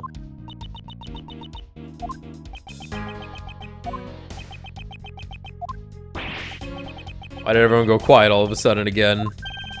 Apparently, someone has a bit of trouble reading between the lines. What's that supposed to mean? I don't. Be quiet. I should hurry up and bring this in. Okay. Well.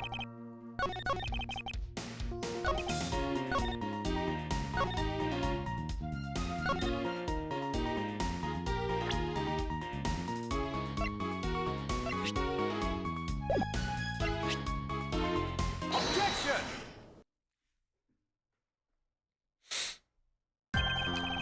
I have an objection.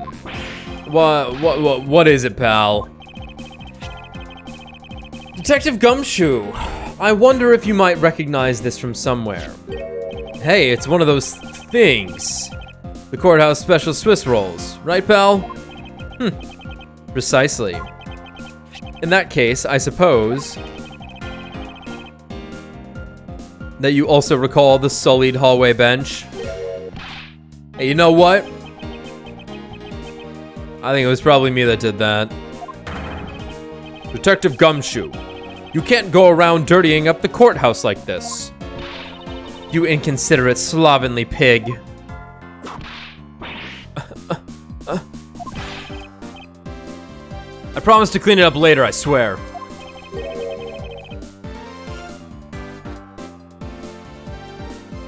Now then, shall we get down to business? About the fact that you didn't move even a single step from in front of that door? If that really were the case, then how were you able to buy a pack of Swiss rolls? Oh. Furthermore, if you didn't move a single step from in front of that door, how did you manage to get the bench dirty with your grubby hands? Oh. It appears that Franziska's whip can do more damage than my words alone can. Alright. I confess, pal. I was hungry, so I bought a pack for myself, okay? I thought I'd get chewed out again if anyone found out about me eating on the job. So I didn't want to say anything. Well, unfortunately for you, I saw you do the whole dastardly deed. I clearly saw you buying a pack of Swiss rolls from the vending machine. Okay.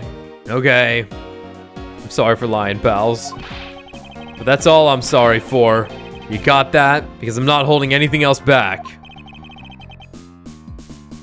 That last statement, it may sound like it makes sense. However, there is something I don't quite believe about it.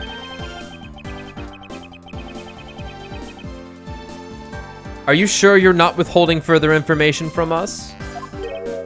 Huh? Of course not. I've got nothing else to hide, pal. Oh, if only that were the case. If only that were true, Detective Gumshoe. But it is true, pal. I swear there's nothing else.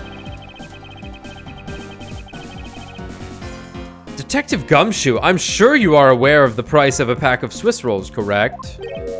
Huh? Remind me again, pal. That vending machine out in the hallway is selling packs of 2 Swiss rolls for $6 a pack. And yet, according to you, you didn't have any cash on you until you cashed your $5 annual bonus paycheck. Isn't that right? Oh. Let me ask then, how did you manage to purchase a pack all by yourself? Can you provide me with a proper explanation to that? I told you, I bought it by myself, pal. There wasn't anyone else in that hallway with me. There's no one who could have helped me buy it. Wait, don't tell me. You've got some kind of proof that there was someone else in that hallway, don't you? That's right. As if you could. I mean, what are the chances of that? Wait, you do? Of course I do. Oh, what? How? What proof do I have that there must have been someone else in the hallway? Take that! What the heck is that? I knew you didn't really have anything. You prosecutors are all the same, always lying to people. You should stop, you know. Oh, finally one miss on this case. Miles, how long do you plan on being strung around by this moronic detective?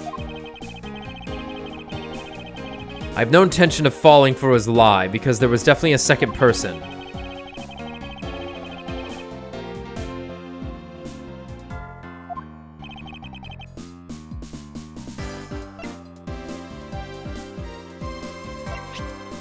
Take that!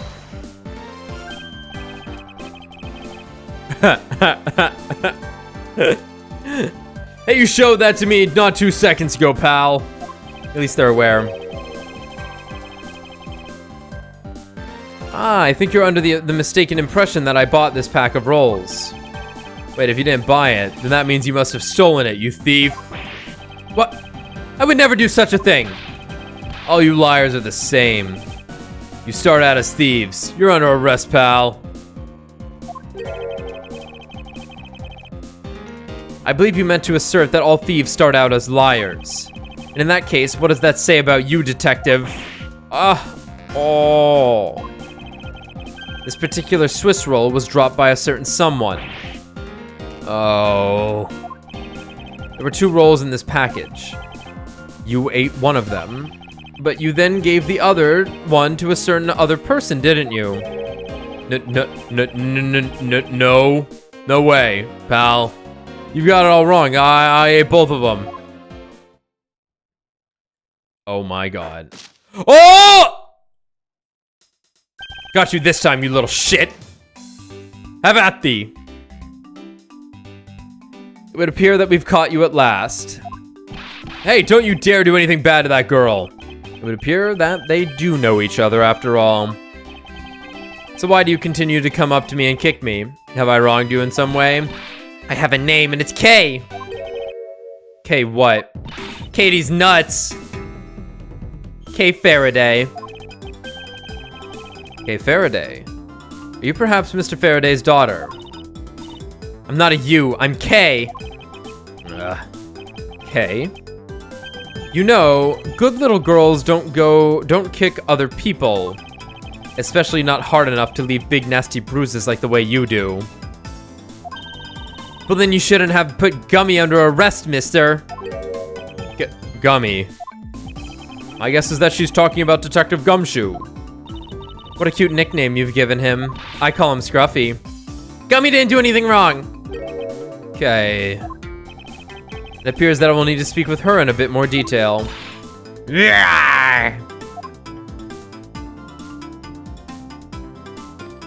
True clown court.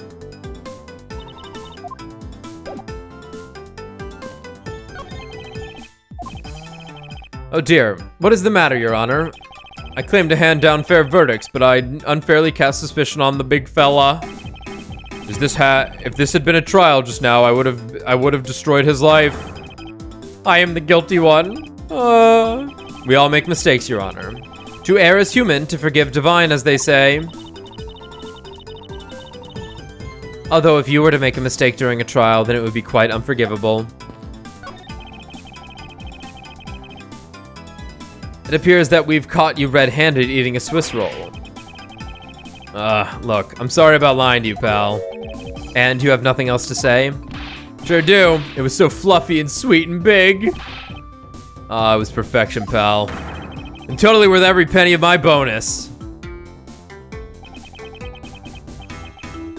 I see. Well, good for you, detective. I can't believe it, but it's almost funny when a fool is this unbelievably foolish.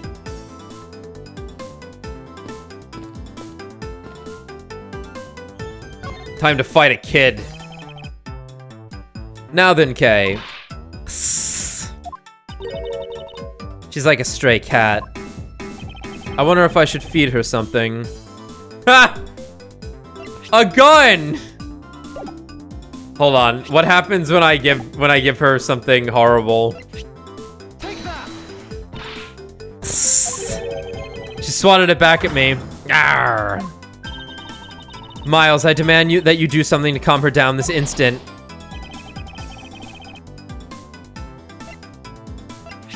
No, Alex, not that. Take that. There you go. Okay, I promise to give you. I promise to give this to you if you calm down. Oh, it's this roll.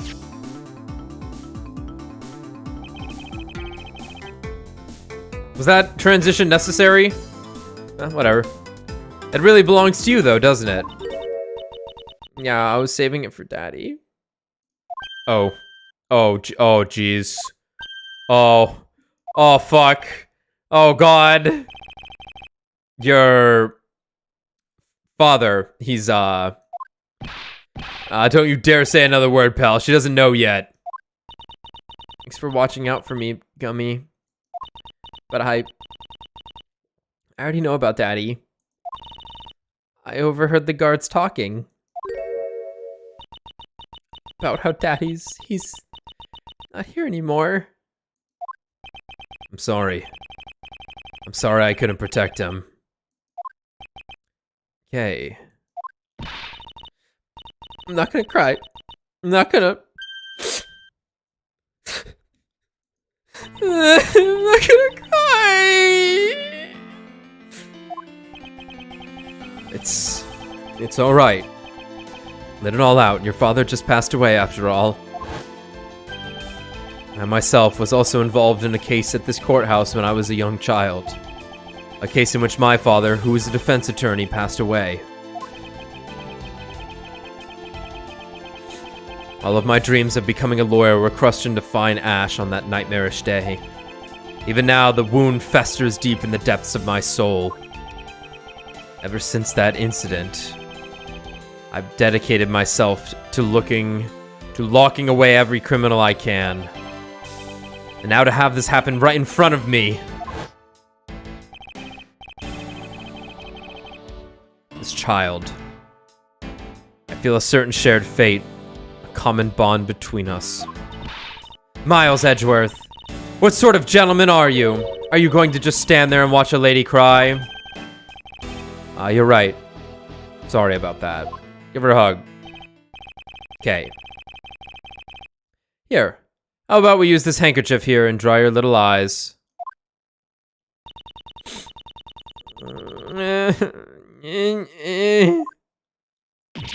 Ha!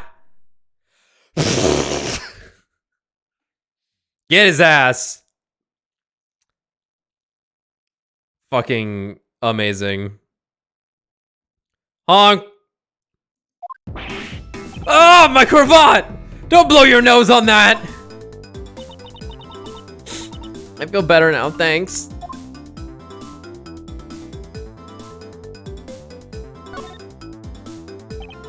Okay, are you going to be alright? Mm-hmm, yep. I'm already alright. Somehow I highly doubt that, but I'm not going to push it.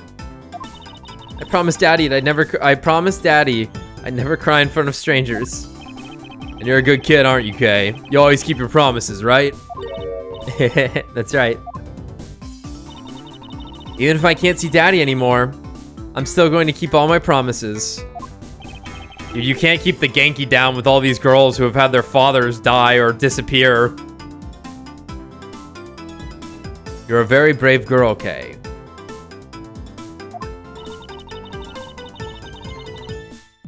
You're a very good child for keeping the promises you made to your papa. I'll even testify that you didn't cry, just for you. Thank you very much, lady. Ha! It's nothing. I'm only telling the truth after all. By the way, she's 13. What? It would appear that because her father was a respected prosecutor, Franziska is sympathetic to Kay's feelings. Hey, check this out. Oh, Daddy showed this to me before. Well, he was a prosecutor too, so it's only natural that he had one as well. Daddy would pin this badge on me a lot, just for fun. Pinning a prosecutor's badge on a child for fun. Daddy said that if he put it on his clothes, the scary prosecutor would get mad. He also said that the scary prosecutor said it was more fashionable to not wear it. I wonder who that scary prosecutor could be. I wonder, could Kay be talking about Mr. Von Karma? How was your Swiss roll? I came here with Daddy for his work, and I wanted to eat with him. Daddy. She looks so sad and lost. I can't bring myself to make her recall any more about today's events. Is this your balloon? Okay, about this. Huh? Are you giving it to me? But I promised Daddy that I wouldn't take things from strangers. I'm sorry. It's alright. I wasn't intending to give it to you anyway. Oh, okay. Guess I thought wrong. Miles, even if you show that to her, she isn't going to magically know all about it. I suppose you're right.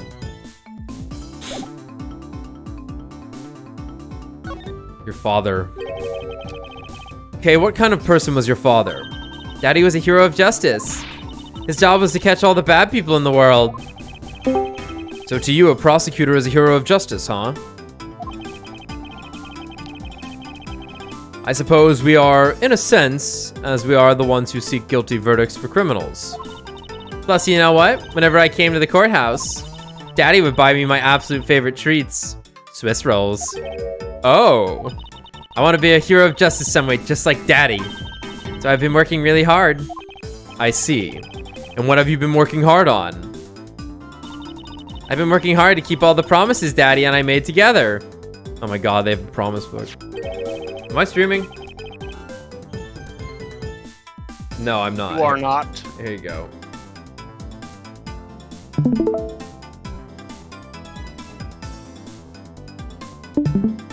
You weren't here for a very opportune joke. There was a guy, like, admiring a model kit of the courthouse and freaking out over it. Hell yeah. And then Franziska going, God, what a loser. Hell yeah.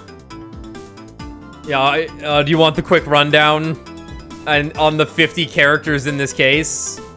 Look at all of them. Give me a sec. I'm in a game right now, but Okay. good lord, that's all in one case? Most of them aren't really in it, because 2 of them are dead. One of them died and is named Deadman. Wow. From a past case.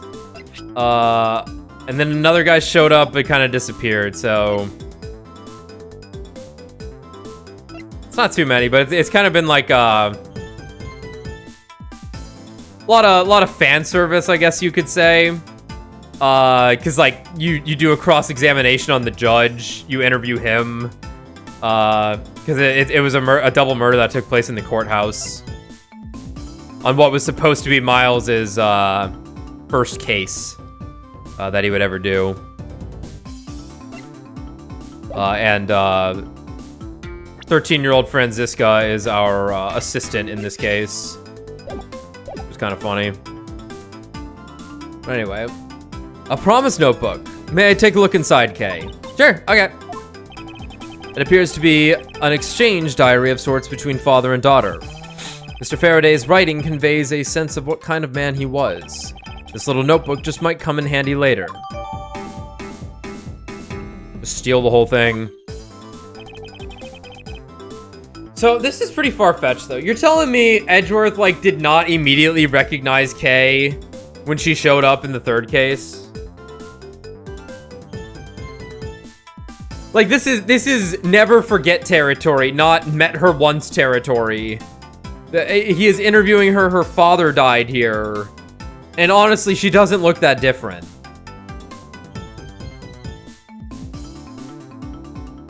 And you know her name. And you would never forget the name Faraday.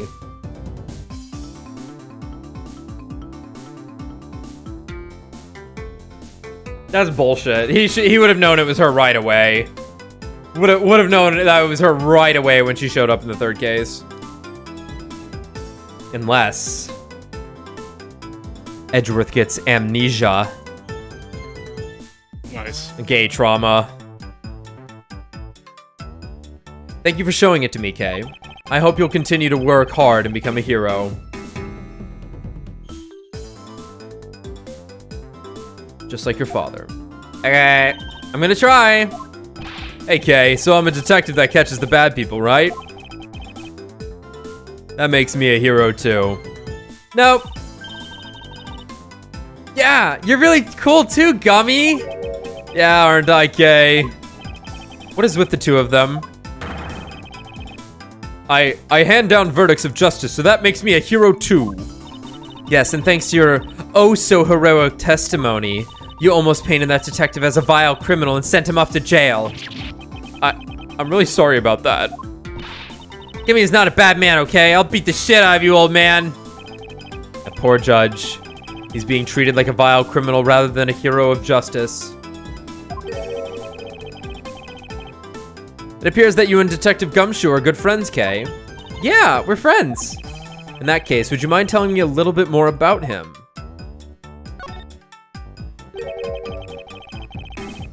So I take it that you ran into Detective Gumshoe earlier. Yep. I was on my way to see Daddy when I saw Gummy standing there.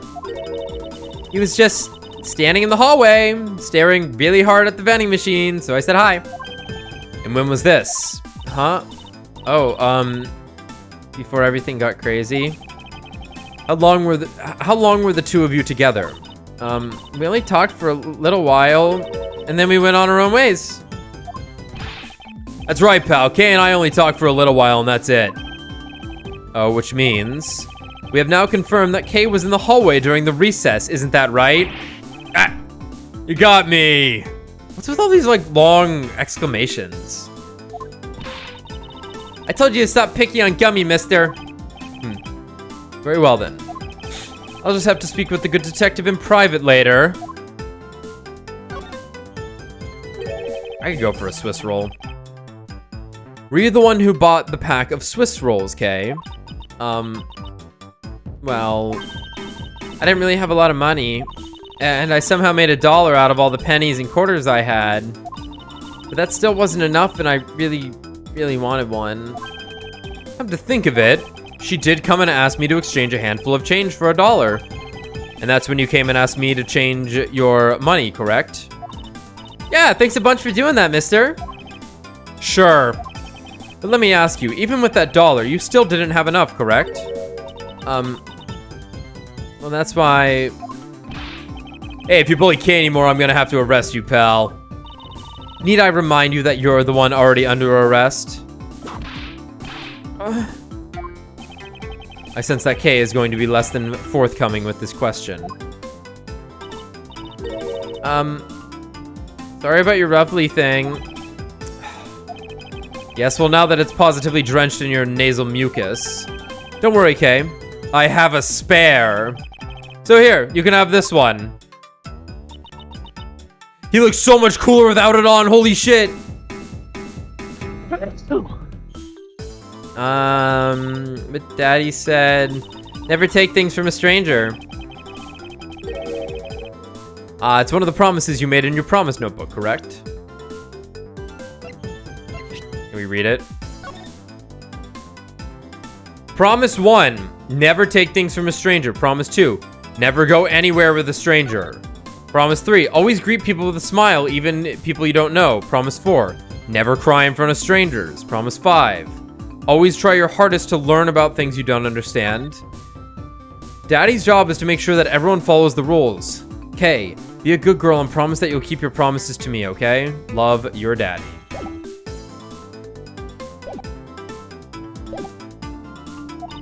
Yeah, look, see, it's right here.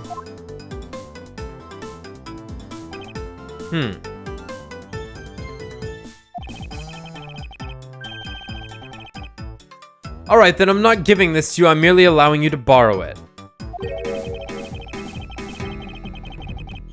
You can take it home, wash it nice and clean, and then give it back to me next time we meet. Okay. Daddy never said I couldn't borrow things from strangers.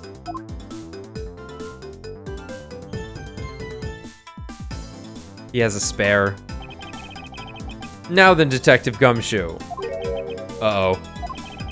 I believe it is now crystal clear that you were with little Kay in that hallway. Oh.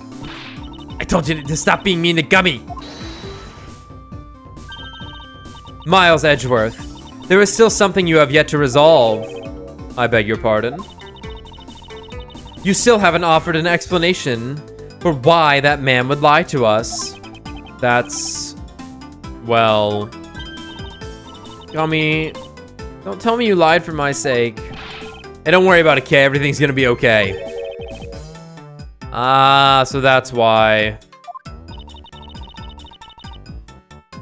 So what was Detective Gumshoe's motive for lying? If you can't explain that, then you can't call this a perfect investigation. His reason for lying is very simple. But what? But you'll find it quite complex. Here is what I believe to be his reason. From simple observation of the detective's actions in his interaction with Kay, it's obvious the detective was lying for the young girl's sake. And this piece of evidence will show you exactly why.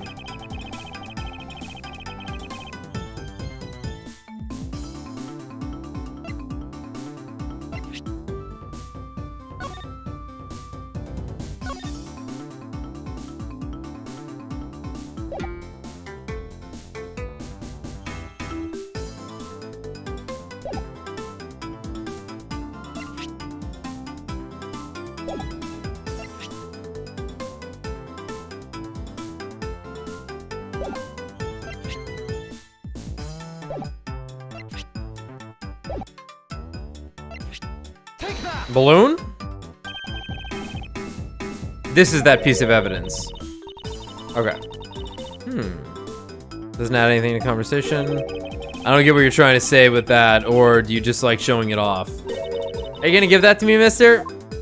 Oh my god, there's 5 fucking characters in this room. I don't feel that the court needs to enter that into the court record at this time. What is wrong with everyone? Why are they all teasing me all of a sudden? Although it's possible that perhaps I made a mistake and that's why. Now then, back to the topic at hand. Detective Gumshoe lied for Kay's sake. And I know I hold the evidence which shows the reason why.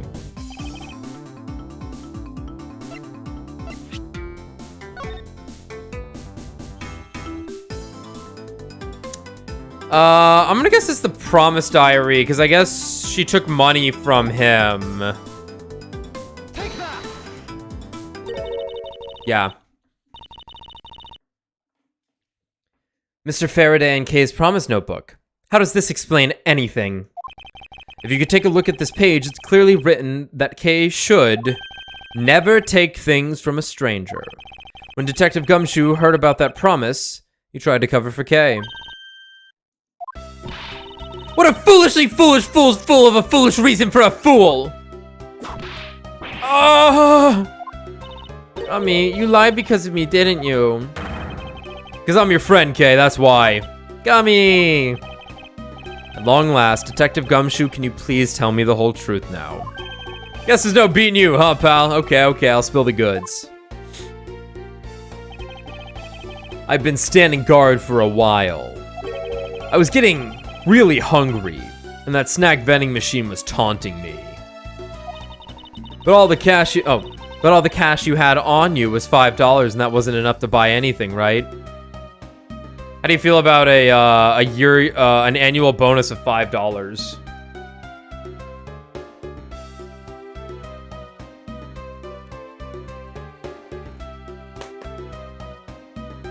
Good response.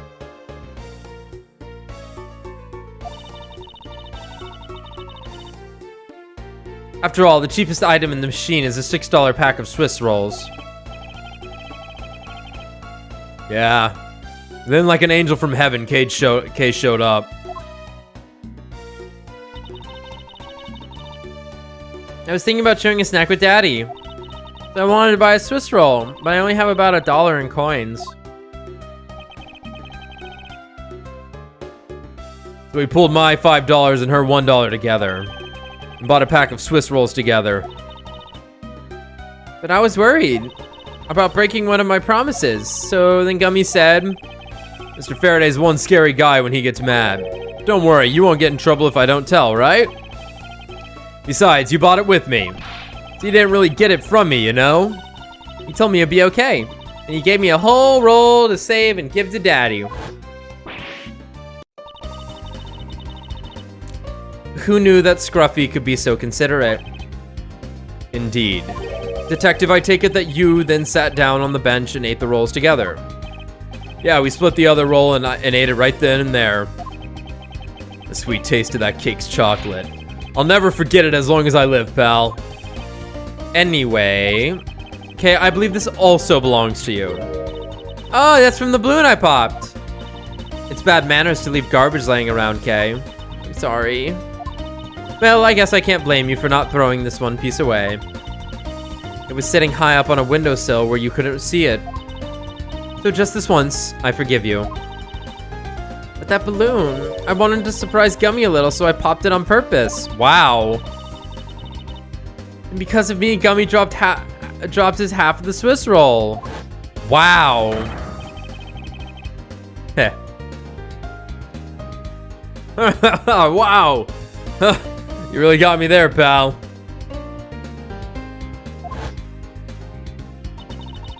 So I thought maybe I should give Gummy this other roll. Then I saw you picking on Gummy, mister. So you kicked me, is that it? You sure are a feisty one. I'm really sorry, mister. It's alright, I'm perfectly unharmed. But about the Swiss roll, would it be alright with you if I held on to it until Detective Gumshoe was cleared of all charges and free to go? Yeah, sure. Just make sure you give it to Gummy afterwards, okay? Of course, I promise. Now then, I believe we have proven beyond the shadow of a doubt that Detective Gumshoe was in the hallway for the entire duration of his duty, which undeniably proves that Detective Gumshoe could not have committed the double murders. Objection! Oh no, not you. Actually, it proves just the opposite, Edgeworth. You've just shown that Detective Gumshoe is the only one who could have committed the crime. What do you mean? It's quite rude to eavesdrop, Miss Yu.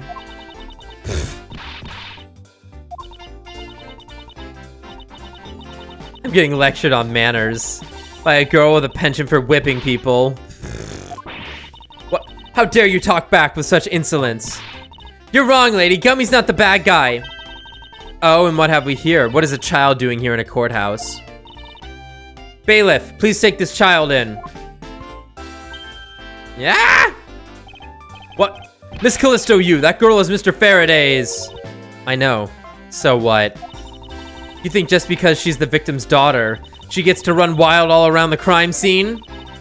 I think it's actually quite dangerous for her to speak nothing of getting underfoot. I suppose you're right. However, as long as we're in agreement on that point, let's get back to the real issue at hand. Now then, detective. You were in front of the door to lobby number 2 the entire time, correct? Yeah, but... You see, isn't it obvious that it could only be the detective? He is the only person who could have gone into lobby number 2 at the time of the murders. I have no counter-argument to that. Don't worry. I've already put in the necessary paperwork for his formal arrest. Ugh. But this investigation is far from over. Oh, that's right. I was going to speak with you about that.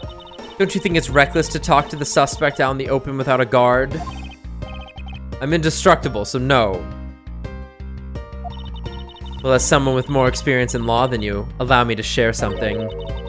Always keep a good eye on a criminal, or you may regret what comes of your negligence.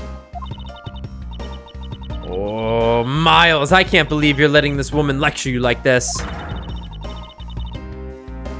This is unforgivable as a disciple of Von Karma. Down, Tigress. Now then, I'll be looking forward to the results of your investigation.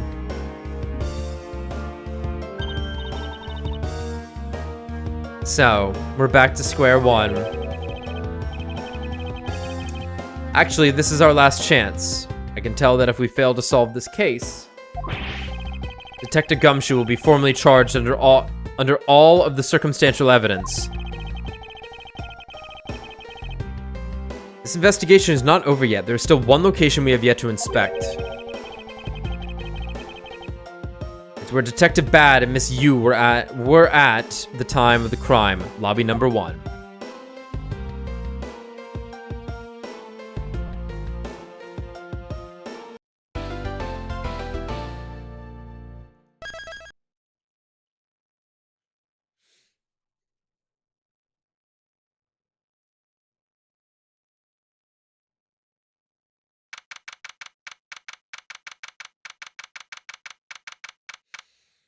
I think I'm good to keep going. Hopefully this isn't too much longer, though. And if I get worn out, I'll just stop.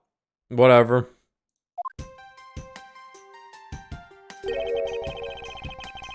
What is this incredibly overpowering sweet scent?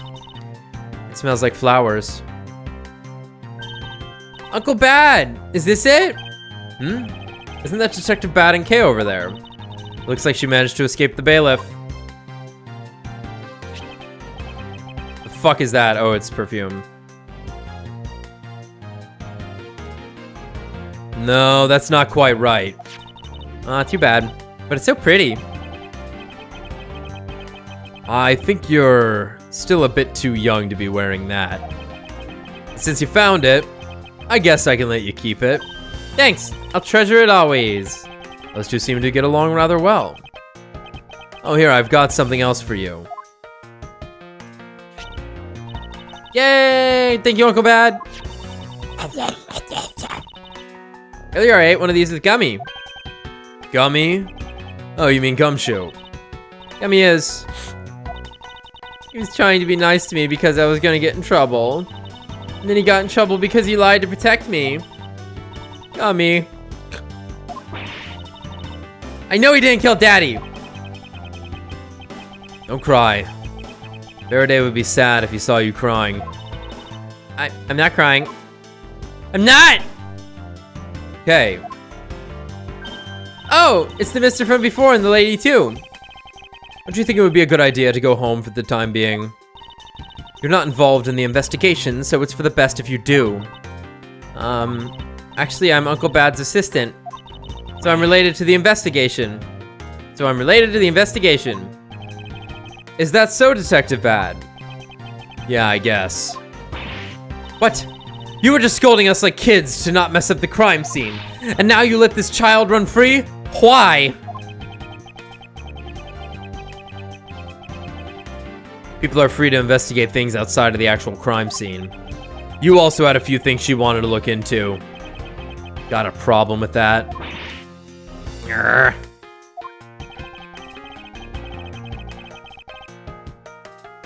I don't have a problem with that, but I am curious as to what Miss Yu is looking into. Uncle Bad, I'm gonna go look somewhere else now, okay? Bye! Alright. I'm counting on you. Oh, that's right. Hey, mister! Yes, what is it? I know Gummy really isn't the bad guy. I mean it. So please, find the real bad guy, okay? I won't forgive whoever did this. But in the absence of the perfect piece of testimony and evidence, there is no one else who could be the true culprit other than Detective Gumshoe. You wandered off while I was pondering.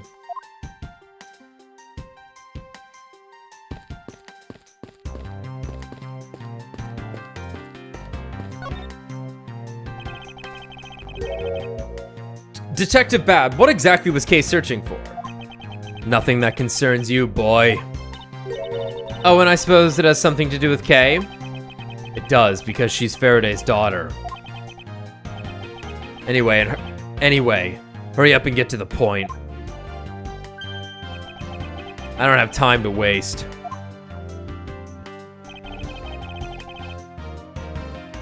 It sounds like he'd rather be left alone. I have something I'd like to confirm with you once again. I don't have anything to say to you. Too bad. Now then, first of all, what is the overpowering smell that is permeating this room? Upon entering this room, I thought I was going to suffocate. It's that ultra-strong perfume Yu wears. She spilled some of it. I was having a bad time of it myself. I didn't think twice and opened the window. That smell's still here. Perfume, huh? So the sweet scent in the air is perfume.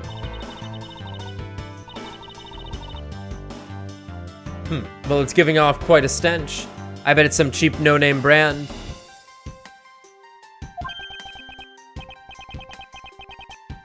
She said it's a famous brand from overseas. Ah. It's a knockoff. Yes, definitely a knockoff. No disrespect, but she forced one of those bottles on me. Here, little girl, you can have it. I was born for a much more expensive and refined perfume. However, seeing as how you just happen to have a spare, I suppose I'll take it. Miles Edgeworth, you will hold on to this bottle without fail. Ah. Why can't she ever be honest about what she wants? So now we have the perfume Miss Yu wears. Just fantastic.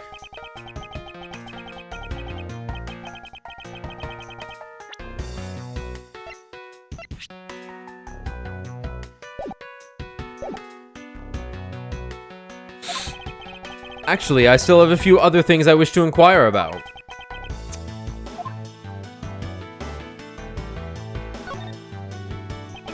So you were in this room the entire recess. Like I said, I made a call to the precinct to get that big lug down here. But other than that, I was waiting for the recess to end in here. At least your story is consistent. Earlier, you stated that you were in this lobby with Miss Yu. Yeah, I ran into her in the hallway.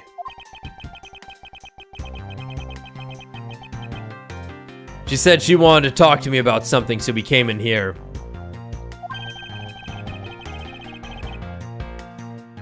Then what you're saying is that until Detective Gumshoe's arrival, you and Miss Yu were in two different locations. Yes, I am. Interesting. Speaking of that lawyer, she seems to have a great dislike for you. Oof. Let's see, Miss Yu was the sister of the victim of the KG-8 incident, and as I recall, Detective Bab was the lead detective on the case. I wonder if the reason for her disdain isn't simply because you failed to guard Cece, but because you were the lead detective on the case.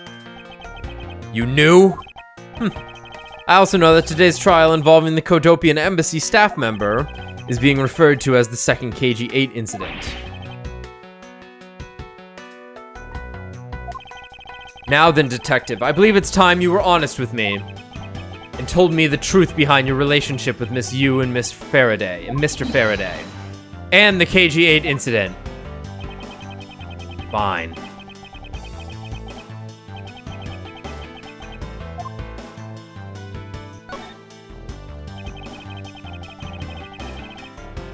Now then, I'd like to ask you a few questions about the KG-8 incident.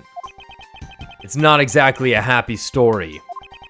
Other than the people who were directly involved, you two will be the first to hear what I'm about to tell. Of course! Of course.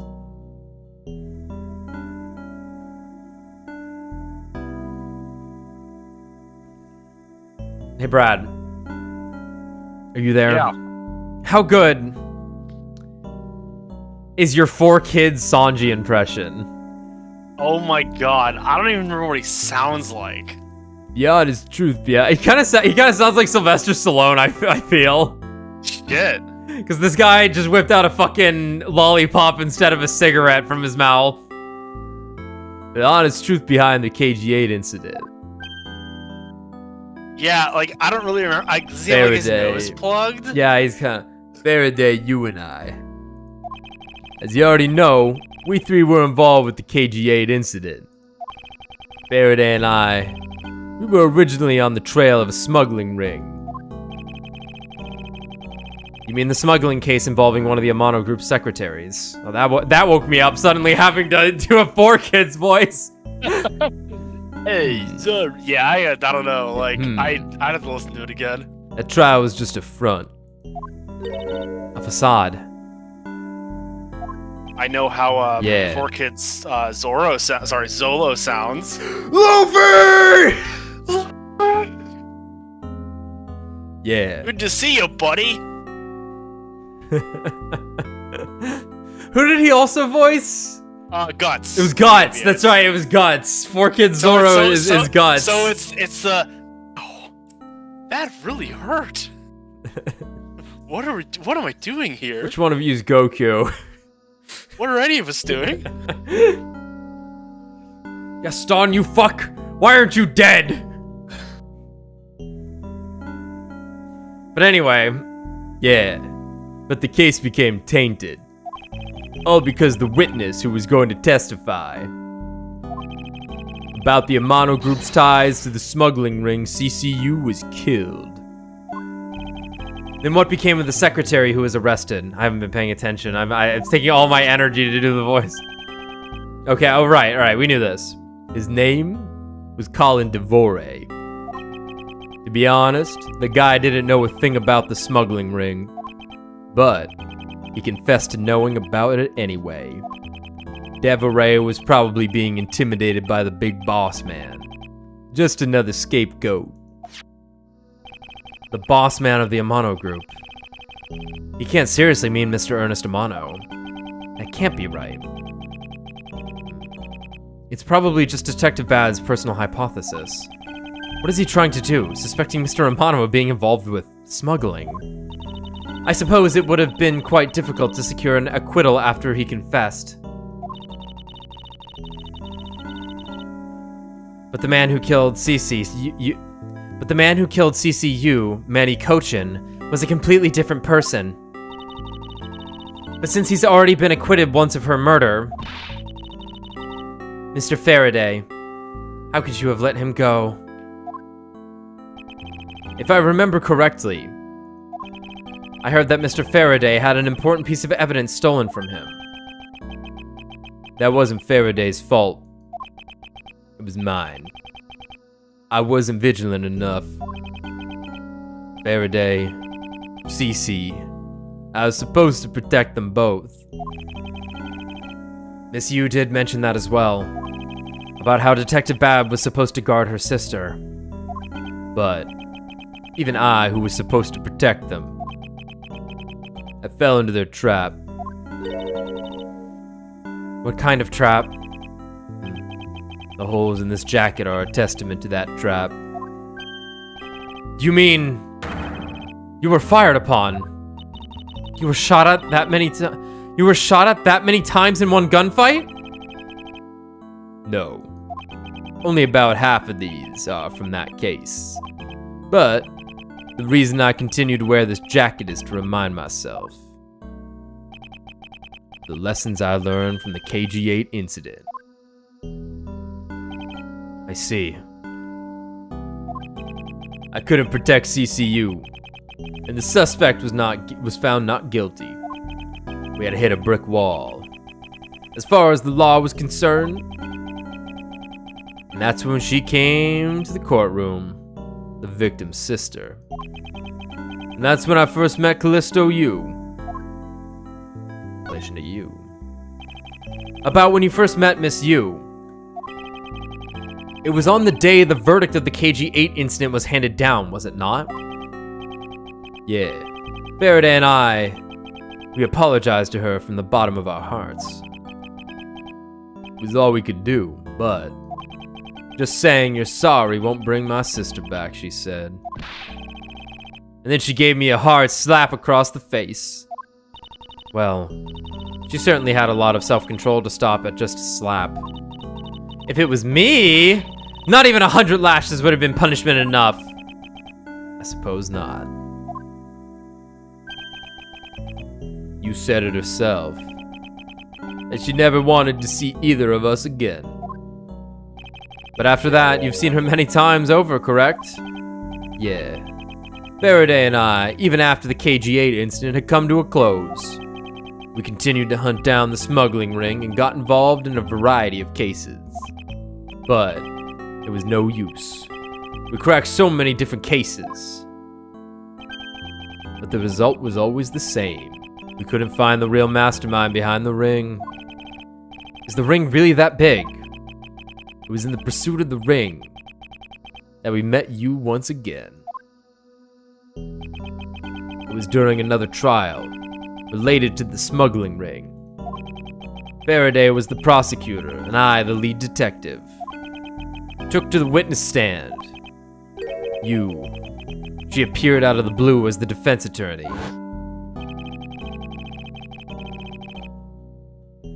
Her client was related to the smuggling ring, and she was defending them? Yeah. You was pursuing the ring as best she could as a lawyer. I think she defended Rel this time for the same reason. Come to think of it, Miss Yu did say something to the same effect. I have my own agenda. I'm still on the hunt for leads regarding the KG-8 incident, alright? And for that, you have not a single qualm about defending a known killer. Don't put words in my mouth. I said no such thing. The only way I had to get close to Mr. Rel was to be his lawyer. I had no intention of covering for him. Ever. So don't you dare suggest I was going to. It doesn't matter what her reason is. Helping a criminal is just despicable. You're so naive, little girl. I could have stolen this lollipop from you. That's how naive you are. How dare you insult the daughter of Ivan Karma? Just like us, you felt that she had hit the limit of what the law could do. That's all.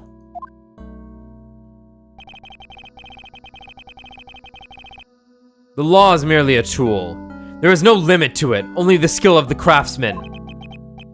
You two are still too young.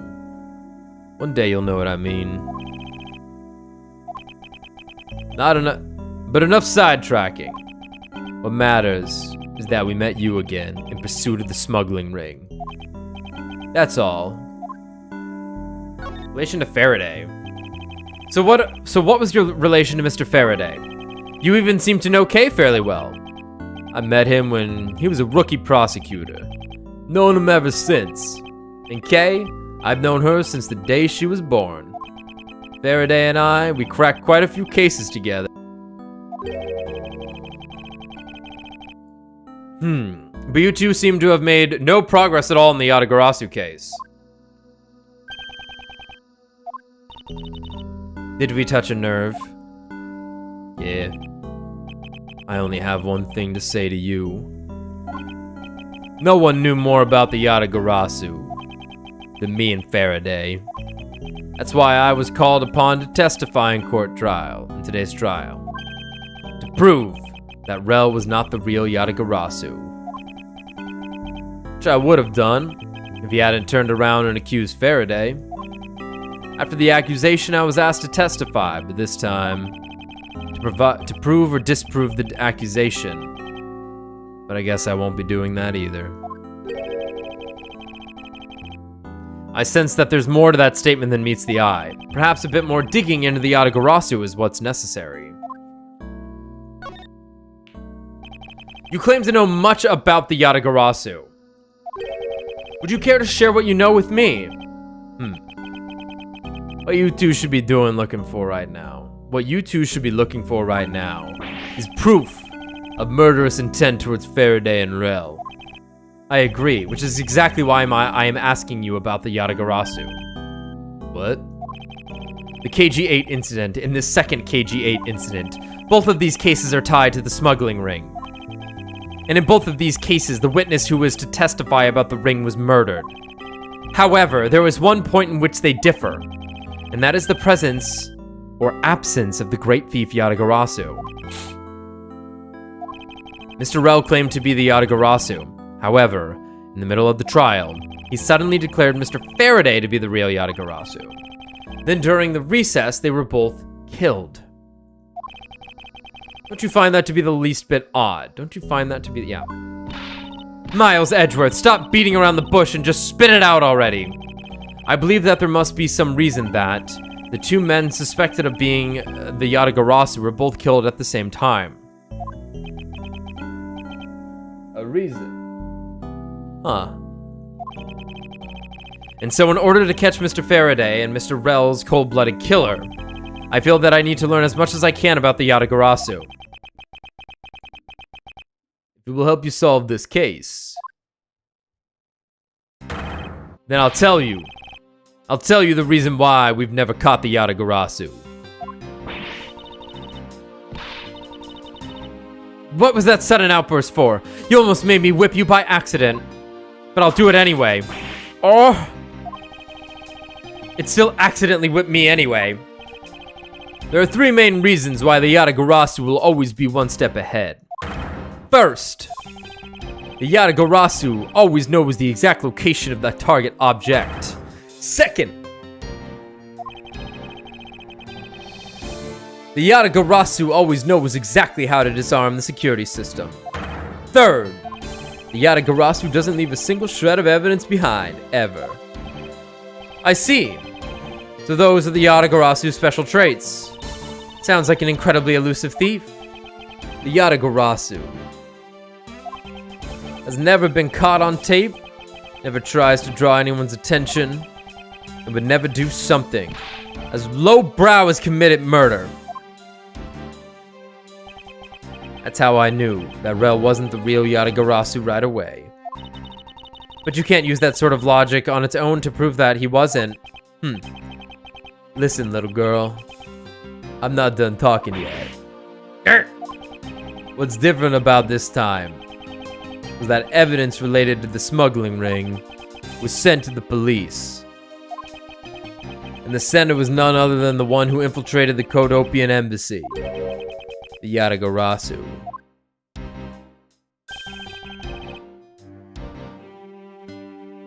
The Yatagarasu sent the evidence.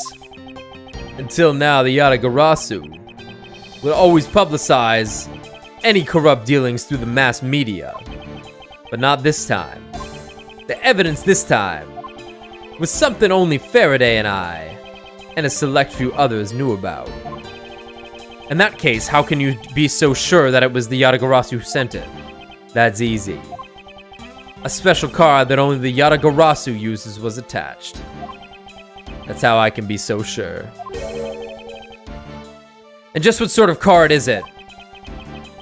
Here, take a look at this article. Whenever the Yatagarasu wants to publicize something, a white card is sent along with the stolen information.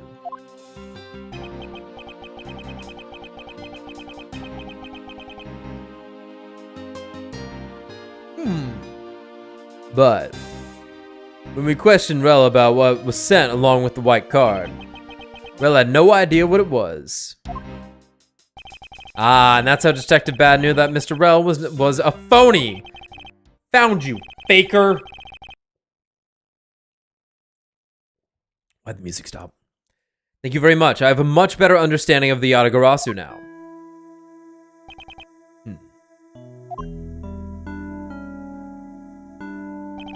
Excuse me, Mr. Edgeworth. Yes. His Honor would like to transfer the evidence from today's trial over to you. So if you could please head over to the courtroom, it'd be much appreciated, sir. Understood. I'll be there shortly. And so will Franziska. Ha ha ha.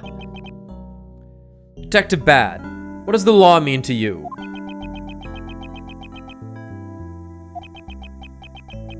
Finding the answer to that question is the only reason I'm still alive. I became a prosecutor to find the answer to that question myself. And to play a part in ensuring that all criminals everywhere are found guilty.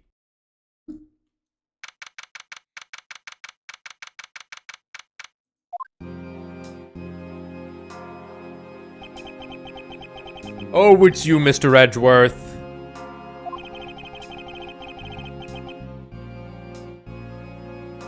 It appears that His Honor is still a bit dispirited. For the first time today, I experienced what it's like to stand at the witness stand. I now have a greater appreciation for just how hard it is to give testimony. Well, there's no reason for you to be all depressed about it, Your Honor. As a judge, no one expects you to think about anything other than the verdict. Franziska, there is no need to further depress His Honor. But I'm not trying to, Miles. Your Honor. Your Honor, I've come to collect the evidence that was to be transferred to me. Your Honor, the evidence.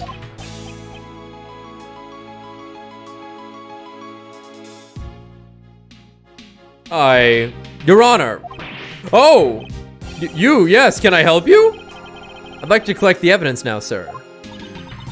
Your Honor, do you think you can stay focused long enough to at least do your job?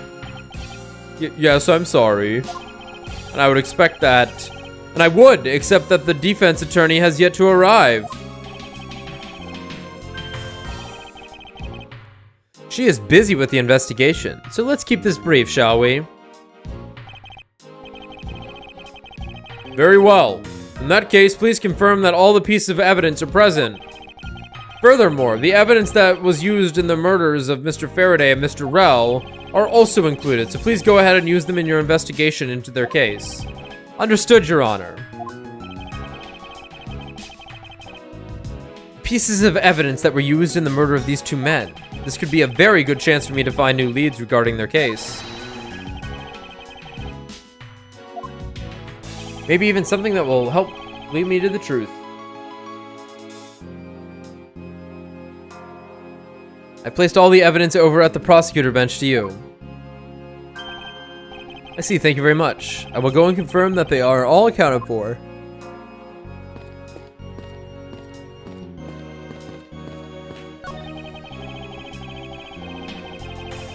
So this is the evidence related to today's Codopian Embassy trial from Mr. Faraday's bag.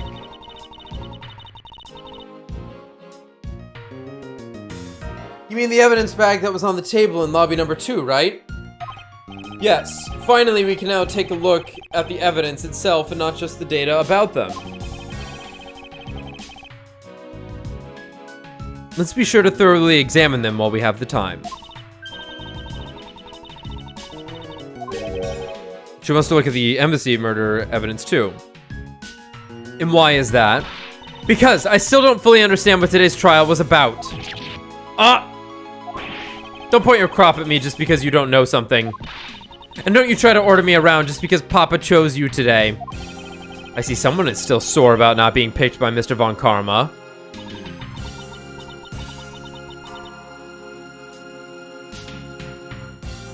It's also real to see the knife up close.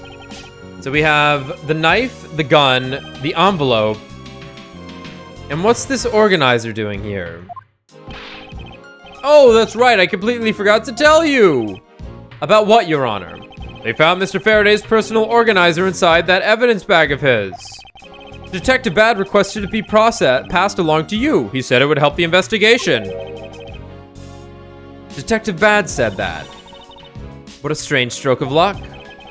Well, never look a gift horse in the mouth. We might as well flip through it.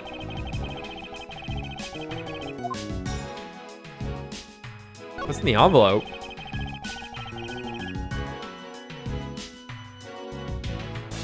I took a quick look through these documents before the trial started. Well, I wasn't even afforded the opportunity to skim it. I suppose I should explain it to you then. Yes, you should. Perfectly and in its entirety, if you please. On the night of September 8th, an embassy staff member was killed in front of the embassy. The staff member died of shock due to being shot in the heart. Mac Rell was brought in that night as a suspect and thoroughly questioned, because the murder weapon was found on him, for which he was arrested on the spot.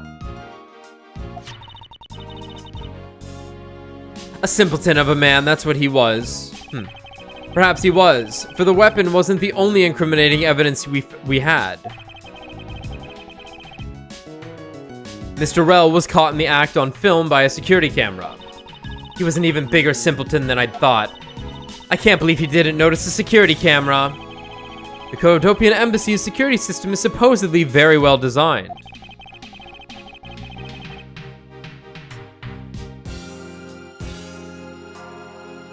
He may have simply not been aware that there was a camera in the area. So, have you seen the contents of the video for yourself?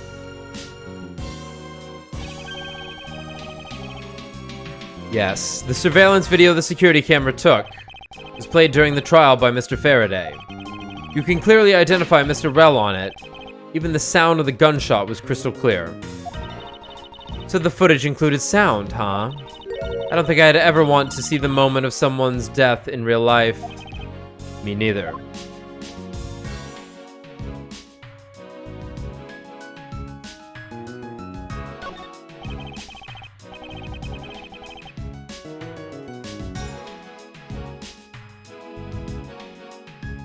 Oh, huge yawn.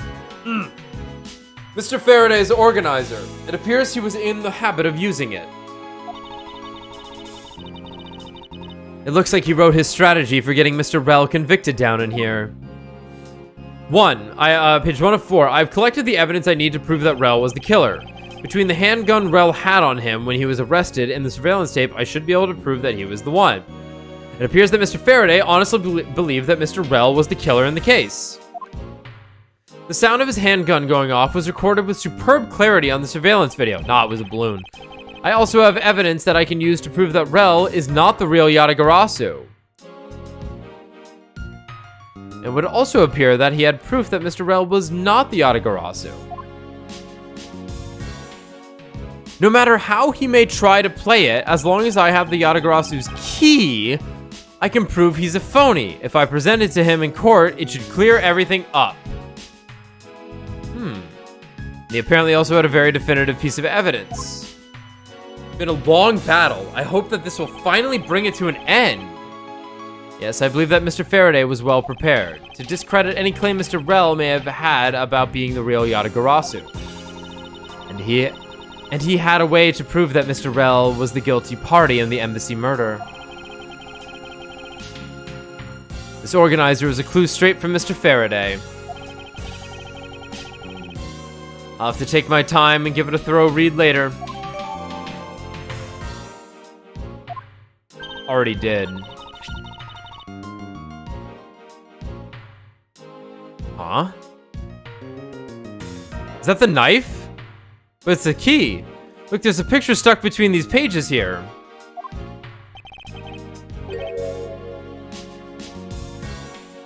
It appears to be a key.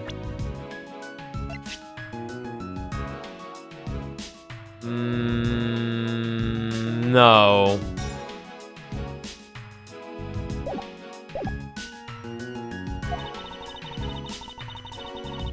And a rather ornate one at that. Just look at the design on the handle.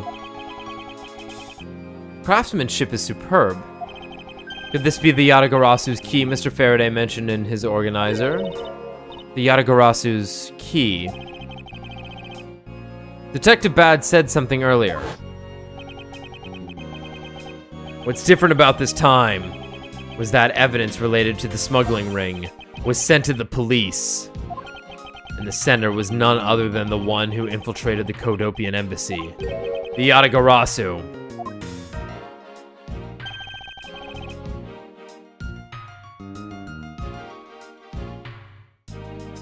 The Yatagarasu sent the evidence. Until now, the Yatagarasu would always publicize any corrupt dealings through the mass media. But not this time. The evidence this time was something only Faraday and I, and a select few others knew about.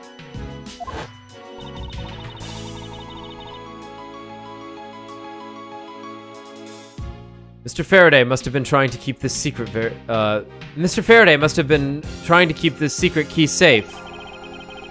As the prosecutor on both the Yatagarasu and smuggling ring cases, that's to be expected.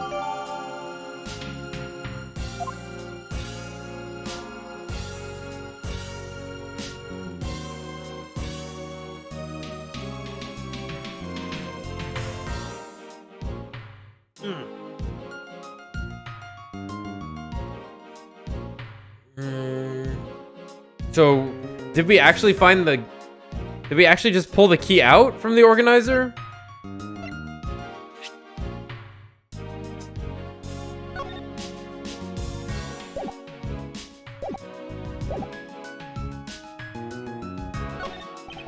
It's the knife that was used to kill Mr. Faraday. Who would have thought that such a beautiful piece of art could be used for such a cruel act? And it's never crossed your mind that you used your writing prop for the wrong purpose? That's odd. What is it? Mr. Faraday didn't mention anything about a knife in his organizer. That certainly is odd. The weapon that was used to kill the Cotopian Embassy staff member was the gun. But if that's the case, then where did the knife that was used to murder Mr. Faraday come from? Isn't it obvious? It was brought into the courthouse by Mr. Rell.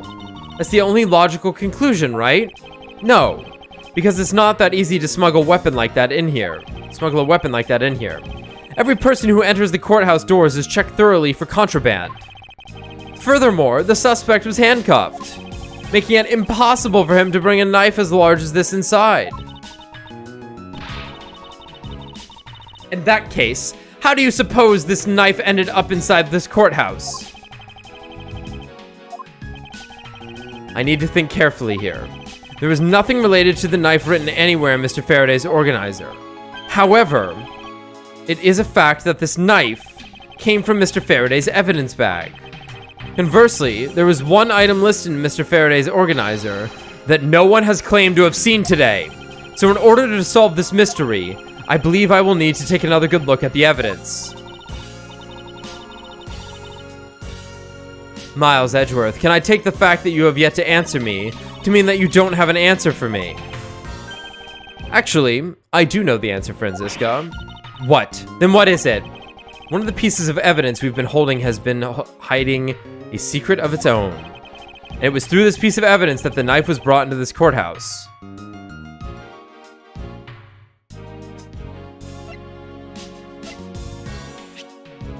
Take that! This Yatagarasu key Mr. Faraday mentions in his organizer. This is how the knife was brought into the courthouse. You're not making any sense, Miles Edgeworth. I don't care. You just need to look a bit closer, Franziska, to see what I mean. Don't the color and ornamentation of the key's handle remind you of anything? They do remind me of the knife. Very good. Both the Yatagarasu's key and this photo and the murderous knife have this very unique design on their handles. Furthermore, even though Mr. Faraday mentions the Yatagarasu's key, the only object we found at this crime scene was the knife. You don't seriously mean to say... Oh, yes, I do. It appears that you finally caught up. And yes, I do mean to say that these two pieces are in fact one and the same. But that's impossible!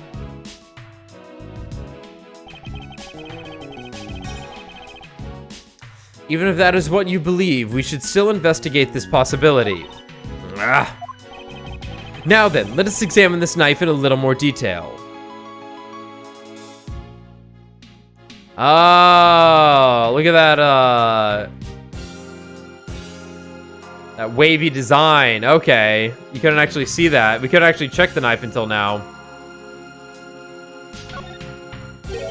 It's the weapon that was used to kill Mr. Faraday. The handle and the blade itself both have beautiful designs worked into them. Look, there's even a flower-shaped pattern in the gold section here. If this hadn't been used as a tool for murder, I'd want it for myself. She seems to be drawn to the embellishments. Too bad this isn't mine to give.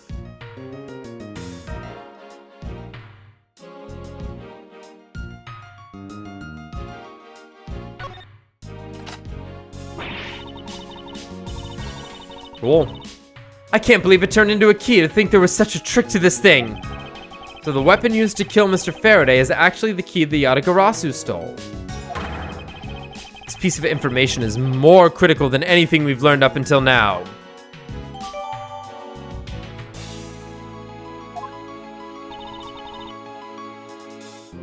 Frankly, I'm shocked. Mr. Faraday only mentioned the key aspect of this piece. Yeah. Mr. Faraday only mentioned the key aspect of this piece of evidence in his organizer. It's possible that even he had no idea the key was hiding a knife behind blade inside. No idea the key was hiding a knife blade inside. But if that's true, then only someone who knew about the key to the knife trick could have killed Mr. Faraday. Even among law enforcement, this key was top secret.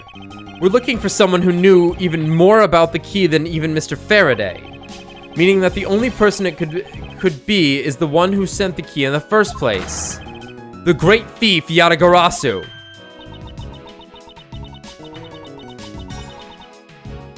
Then maybe Mr. Rel really was the Yatagarasu.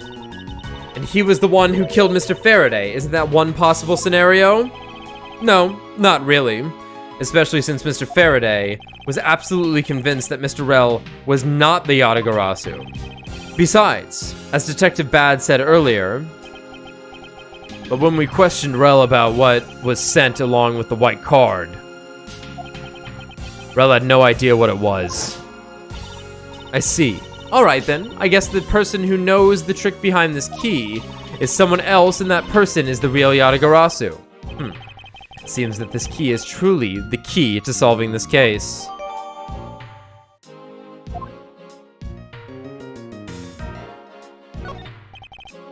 This gun. It was originally used to kill the Kotopian embassy staff member. When the crime was reported, the responding police found Mr. Rel still holding it, which led to his immediate arrest. And then, this gun took the original shooter's life. How ironic.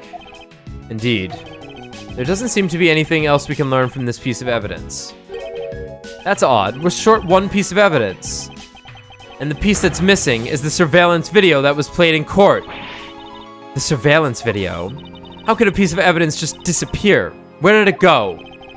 The video showing the moment in which Mr. Rel committed the murder. Where could it have gone, indeed? Are you done with your inspection of the evidence? Yes, I'm finished. However, Your Honor, I am missing a single piece of prosecutorial evidence. Your Honor, were you derelict in your duties? What? No, I dare not lick my duties. What do you take me for? No, Your Honor, the most important piece of evidence is in today's trial. The surveillance video is not amongst the evidence you laid out for me. But I brought Mr. Faraday's whole bag with me from the crime scene. Maybe the tape is still somewhere at the crime scene? There's something wrong here. Something about this missing piece of evidence. It would appear that for me to find the answers I seek, I will have to pay another visit to the scene of the crime, defendant lobby number 2.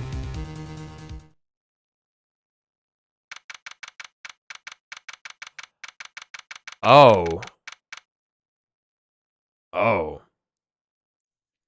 So, I think I am going to stop right here, not to cut it short, but I read that entire last section with only one eye open because I couldn't keep my left eye open.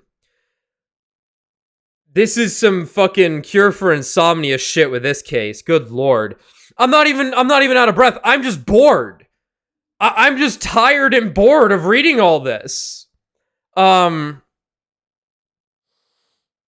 Which kind of sucks, but I'm gonna stop because otherwise I'm gonna fall asleep. I'm somehow keeping it up. I am somehow managing to read okay, I think. Ugh. God damn. What were you gonna say? I was gonna say I'll drive to your house, slap you, and Well, it won't matter. It's just boring. Like, cool, Lang showed up. Like, I'm not out of breath this time. I'm just reading, and I'm just fucking sleepy. I don't know. Yeah, this is like probably the most boring case in the series as of right now. There's some fun stuff going on here, but like there is just nothing fun happening. So I'll be back I'll be back like tomorrow or the next day or something to finish this up. But then I might just wait till Tommy's available again to finish this game. If that's okay with you guys. We might take another break for a bit. But shit, man. Like, not having like constant someone to talk to in the middle of a case like this is rough. But I hope you all are getting through it. I hope you all will have a great night's sleep listening to me stream this. I'm gonna wake up immediately because I'm gonna go do something that's actually going to pump my blood, probably, which will be anything other than this. This is just, people read before they go to read in bed. This is the same shit. So, but yeah, I love you guys. You're not boring me or anything. I just can only take so much of this, it seems. But yeah, I'll be back tomorrow or the next night to at least finish this case. But then I think we'll wait for Tommy to be available again. So like around this time next week, probably, to be able to finish out to start the last case. Because like the last case is also good, right? Hopefully. God, I hope it's good. Man, this is gonna be the first potential highlight video I've had where there's gonna be like 2 streams that are just not gonna have any highlights in them, which is very strange. But all right, I'm gonna go. So good night, everyone. I love you all. Yep.